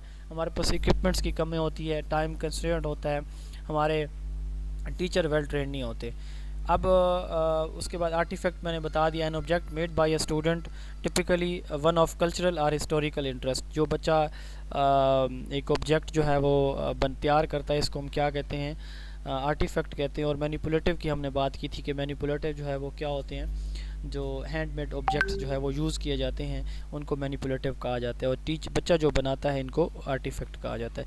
ये है जी डिमॉन्स्ट्रेशन मेथड। इसके प्रिंसिपल लर्निंग बाय डूइंग इसमें होती है, स्किल्स जो है वो इमिटेशन से डेवलप होती है, और बच्चे की परसेप्शन डेवलप होती है। एडगर डेल ने एक कॉन्सेप्ट दिया था कोन ऑफ लर्निंग का। एडगर डेल ने कहा कि लर्निंग जो है वो ज़्यादा उस वक़्त हमारे माइंड के अंदर रिटेन रहती है जब हम खुद उसको परफॉर्म करते हैं। यानी एक है कि सुनना, एक है कि रीड करना, एक है कि खाली देखना। वो कहते हैं इससे नो डाउट इससे भी हमारी लर्निंग होती है, लेकिन ज़्यादा लर्निंग हमारी कब होती है? जब हम किसी भी टास्क को खुद करते हैं। यानी इनका फोकस डू के ऊपर था, हेयरिंग से, रीडिंग या ऑब्जर्वेशन के ऊपर नहीं था। इसकी रिसर्च में जो है इसने जो एक थीरी दी, या कोन ऑफ लर्निंग या कोन ऑफ एक्सपीरियंस का कॉन्सेप्ट दिया, इसमें इसका मेजर फोकस जो है किस चीज़ के ऊपर था? लर्निंग बाय डूइंग के ऊपर। इसकी कोन ऑफ जो लर्निंग या एक्सपीरियंस है, इसमें उसने कहा कि रिटेंशन रेट, यानी बच्चे की जो लर्निंग है वो मैक्सिमम होती है, लॉन्ग लास्टिंग कब होती है? जब एक टास्क बच्चा खुद करता है। मसलन उसने कहा कि लेक्चर मेथड से बच्चा सिर्फ 5% ही समझ पाता है, रीडिंग से 10% समझता है, AV एड से, ऑडियो विजुअल चीज़ों से, देखने सुनने से सिर्फ 20%, डिमॉन्स्ट्रेशन से 30%, और डिस्कशन से 50%, प्रैक्टिकल डूइंग से 75%, और टीचिंग से 90% एक इंडिविजुअल या एक बच्चा वो सीखता है। यानी आपसे सिंपल पूछा जा सकता है कि कोन ऑफ लर्निंग किसने दिया? वो एडगर डेल ने दिया। इसके अलावा इन्होंने 3 प्रिंसिपल्स दिए हैं डिमॉन्स्ट्रेशन मेथड के। और एडगर डेल का जो कोन ऑफ लर्निंग है, इसमें इनका फोकस किस चीज़ के ऊपर था? इसने थ्योराइज़ किया कि learner retain more information by what they do as oppose to what is heard, read और ऑब्जर्व्ड। ठीक है, ये इसका मेन फोकस था, यानी डूइंग के ऊपर इसका मेजर फोकस है। लास्ट टॉपिक है हमारा आज का प्रोजेक्ट मेथड। प्रोजेक्ट एक प्रॉब्लम। तो ये जो स्लाइड है ये आपकी बुक में मेंशन नहीं है। हाउ इज इट पॉसिबल कि नहीं है? जी हाँ, सर। डेल वाली नहीं होगी, डेल वाली नहीं है, सेकंड एडिशन में है, फर्स्ट में नहीं है। चलें ठीक है। प्रोजेक्ट मेथड की हम बात करते हैं। जैसे पहले मैंने बताया कि अब प्रोजेक्ट मेथड क्या है। टीचर ने याद, एग्जांपल से आपने याद, टीचर ने जो है वो बच्चों से कहा कि एक छोटा सा गार्डन यहाँ पे बना दें, बागीचा सा बना दें। टीचर ने कहा कि ये जो है सोलर सिस्टम का आपने मुझे मॉडल बना के देना है, कोई चार्ट बना के देना है, ठीक है। जैसे हम यूनिवर्सिटीज़ में डिफरेंट मॉडल्स बनाते हैं, वो बेसिकली हमारे प्रोजेक्ट होते हैं। यूनिवर्सिटी में प्रोजेक्ट नहीं मिलते कि ये प्रोजेक्ट है, इतने ड्यूरेशन का है, ये इसका ऑब्जेक्टिव्स हैं, ये रिसर्च करके आपने इसके रिजल्ट्स देने हैं। इसी तरह हमें कहा जाता है कि जी ये जो आप साइंस के स्टूडेंट को ज़्यादातर ये जो साइंटिफिक प्रोजेक्ट दिए जाते हैं, जैसे मैंने मिसाल दी आपको सोलर सिस्टम की है, सोलर इक्लिप्स की है, रिवर्स की है, इसी तरह जो मैप्स बनाने की बात की गई है, या सोलर सिस्टम की है, जैसे जो हमारा सोलर एनर्जी सिस्टम है, इसकी किसी मशीनरी के प्रोजेक्ट की। तो ये डिफरेंट या किसी रूरल कल्चर को शो करने का जो प्रोजेक्ट है वो दिया जाता है कि रूरल कल्चर किस तरह का होता है, उसको डिपिक्ट करें आप किसी प्रोजेक्ट की शक्ल में। तो वो हम क्या करते हैं, उसमें हम वो जो डिफरेंट उससे छोटे छोटे ऑब्जेक्ट्स इकट्ठे करते हैं और अपना प्रोजेक्ट तैयार करके टीचर्स को दिखाते थे और उसके बाकायदा इम्तिहान में उसके मार्क्स दिए जाते थे। ये बेसिकली प्रोजेक्ट के एग्जाम्पल हैं। इसी तरह हमारा टीचर क्या करता है, स्कूल लेवल पे भी प्रोजेक्ट असाइन कर सकता है। वो कोई छोटा सा कोई टास्क देता है बच्चे को कि ये आप घर से करके ले आएँ, या ये आप ग्रुप की शक्ल में ये मुझे चार्ट बना के दें, ये पेंटिंग बना के दें, तो ये प्रोजेक्ट कहलाते हैं। इसमें it is a problematic act carried to accomplish in its natural setting. Purpose is to socialize a child and to achieve cognitive, affective and psychomotor objectives. अब इसमें सिचुएशन प्रोवाइड करता है टीचर, इसके स्टेप्स जो हैं वो 6 हैं। यानी टीचर जो है वो बताता है कि ये आपका प्रॉब्लम्स है, यानी सिचुएशन है, यानी आप के पास ये चीज़ें मौजूद हैं, इससे आपने ये चीज़ तैयार करनी है। तो सिचुएशन देता है पहले, फिर प्रॉब्लम बताता है या आप उन्हें बताता है कि ये चीज़ आपने कंस्ट्रक्ट करनी है। फिर प्लानिंग है अगले स्टेप में कि कैसे आपने स्टेप वाइज इसको लेके चलना है, प्रोजेक्ट कैसे कैसे बनाना है। देन वो एग्जीक्यूट करेगा कि कैसे काम हो रहा है, यानी साथ साथ उसकी प्रोग्रेस चेक करता है। एंड पे 5th नंबर पे वो इवेलुएट करता है कि किसका प्रोजेक्ट अच्छा है, किसका अच्छा नहीं है। एंड लास्ट वन रिकॉर्डिंग है, जो भी जिसने जैसे जैसे जो स्टेप लिए उन सब को क्या किया जाता है, रिकॉर्ड किया जाता है कि इन स्टेप्स को लेके हमने अपना ये प्रोजेक्ट कंप्लीट किया है। तो 6 इसके स्टेप्स होते हैं। स्टेप्स आपको याद करने की ज़रूरत नहीं है, इसकी डेफिनेशन और इसके एडवांटेजेस याद कर लें आप और इसका इस्तेमाल। विलियम किलपैट्रिक ने जो है वो 4 प्रोजेक्ट्स बताए हैं कि डिफरेंट टाइप्स के होते हैं। कंस्ट्रक्टिव यानी जैसे चार्ट बनाना, मॉडल बनाना, मैप्स बनाना, पार्सल बनाना, लिफाफे, ये जो है कंस्ट्रक्टिव टाइप है प्रोजेक्ट की। दूसरी टाइप विलियम किलपैट्रिक ने दी। उसने विलियम किलपैट्रिक का कोई और बता सकता है रोल, इसका किस फिलॉसफी से ये रिलेटेड है? जी, प्रैग्मेटिज्म जी। अच्छा, आर्टिस्टिक, इन्होंने कहा कि ये आर्टिस्टिक होते हैं, जैसे म्यूज़िक है, ड्राइंग है, पेंटिंग है, कल्चर को डिपिक्ट करना है, तो ये आर्ट से आर्टिस्टिक कहलाते हैं प्रोजेक्ट इस तरह के। देन है प्रॉब्लम सॉल्विंग, टीचर ने कोई रियल लाइफ कोई प्रॉब्लम दिया तो वो उसका सोल्यूशन जो है वो प्रोवाइड कर रहे हैं प्रोजेक्ट की शक्ल में, तो ये प्रॉब्लम सॉल्विंग होगा। लास्ट वन है ग्रुप वर्क, बच्चे मिल के काम करेंगे किसी भी ग्रुप के ऊपर, जैसे स्कूल के अंदर कोई छोटा सा गार्डन तैयार करना है। तो 4 टाइप्स बताई हैं विलियम किलपैट्रिक ने, constructive, artistic, problem solving and group work. ये भी इतना इंपॉर्टेंट नहीं है, इसकी डेफिनेशन, इसके इस्तेमाल ज़्यादा इंपॉर्टेंट है। इसमें इसके बेनिफिट्स क्या हैं कि स्टूडेंट के अंदर सोशल स्किल्स डेवलप होती हैं, इन्वेस्टिगेशन स्किल्स बच्चे के अंदर डेवलप होती हैं, प्रैक्टिकल प्रॉब्लम्स के प्रैक्टिकल सोल्यूशन जो है वो बच्चा दे सकने के काबिल हो जाता है, और क्रिटिकल थिंकिंग इसके अंदर बच्चे की डेवलप होती है। ये हमारा आज का टॉपिक था। आज की पूरी डिस्कशन से रिलेटेड कोई भी कंफ्यूजन या कोई भी आपको क्वेश्चन है तो आप पूछ सकते हैं। सर, अगर प्लांट्स का आए कि प्लांट्स को आइडेंटिफाई करें और उनके कुछ लीव्स लेके आए, तो वो एक्टिविटी मेथड में आएगा कि प्रोजेक्ट मेथड में आएगा? फील्ड ट्रिप्स में आएगा, ना कि फील्ड विजिट में आएगा, ना कि एक्टिविटी, ना कि प्रोजेक्ट में। मतलब कि कुछ लीव्स लेके आना प्लांट्स के। हाँ, वो डिस्कवरी अगर बच्चे को बताया ना जाए, उसे कहा जाए कि खुद आप ये देखें ये क्या है, ये लीव्स हैं, स्टेम है, रूट्स हैं, शूट्स है, क्या है ये, फ्लावर है, ये क्या चीज़ है। अब अगर इस तरह की सिचुएशन दी जाएगी तो ये जो है वो होगी फील्ड ऑब्जर्वेशन या विजिट, यानी ये होगी सॉरी डिस्कवरी। और अगर उसको बताया जाए कि ये देखें ये प्लांट है, ये एनिमल्स हैं, ये लिविंग थिंग है, ये नॉन लिविंग थिंग है, फील्ड में ले जाके, तो ये फिर उसकी क्या कहलाएगी, फील्ड ऑब्जर्वेशन या फील्ड विजिट बन जाएगा। और अगर बच्चे को बाहर निकाल के या क्लासरूम के अंदर चीज़ें ला के उसको बताया ना जाए, उससे पूछा जाए कि आप ही बताएंगे ये क्या, ये डिस्कवरी लर्निंग है। जी सर ये जो मेथड है बेस करते हैं ट्रायल और एरर पे, वो प्रोजेक्ट मेथड है या ह्यूरिस्टिक मेथड है या प्रॉब्लम सॉल्विंग है? सही, कुछ लोग उसको प्रॉब्लम सॉल्विंग कह रहे हैं। प्रॉब्लम सॉल्विंग हम पढ़ेंगे। प्रॉब्लम सॉल्विंग में भी ट्रायल एंड एरर हो सकती है कि एक प्रॉब्लम का सलूशन नहीं मिलता तो डिस्कवरी भी बेसिकली इसी तरह ट्रायल एंड एरर पे मुश्तमिल है और प्रॉब्लम सॉल्विंग भी है, लेकिन प्रोजेक्ट नहीं है। प्रोजेक्ट में तो टीचर की गाइडलाइन भी साथ शामिल होती हैं किसी हद तक। जैसे फिर इन दोनों को कहेंगे ह्यूरिस्टिक और प्रॉब्लम सॉल्विंग दोनों ही ये ट्रायल और एरर।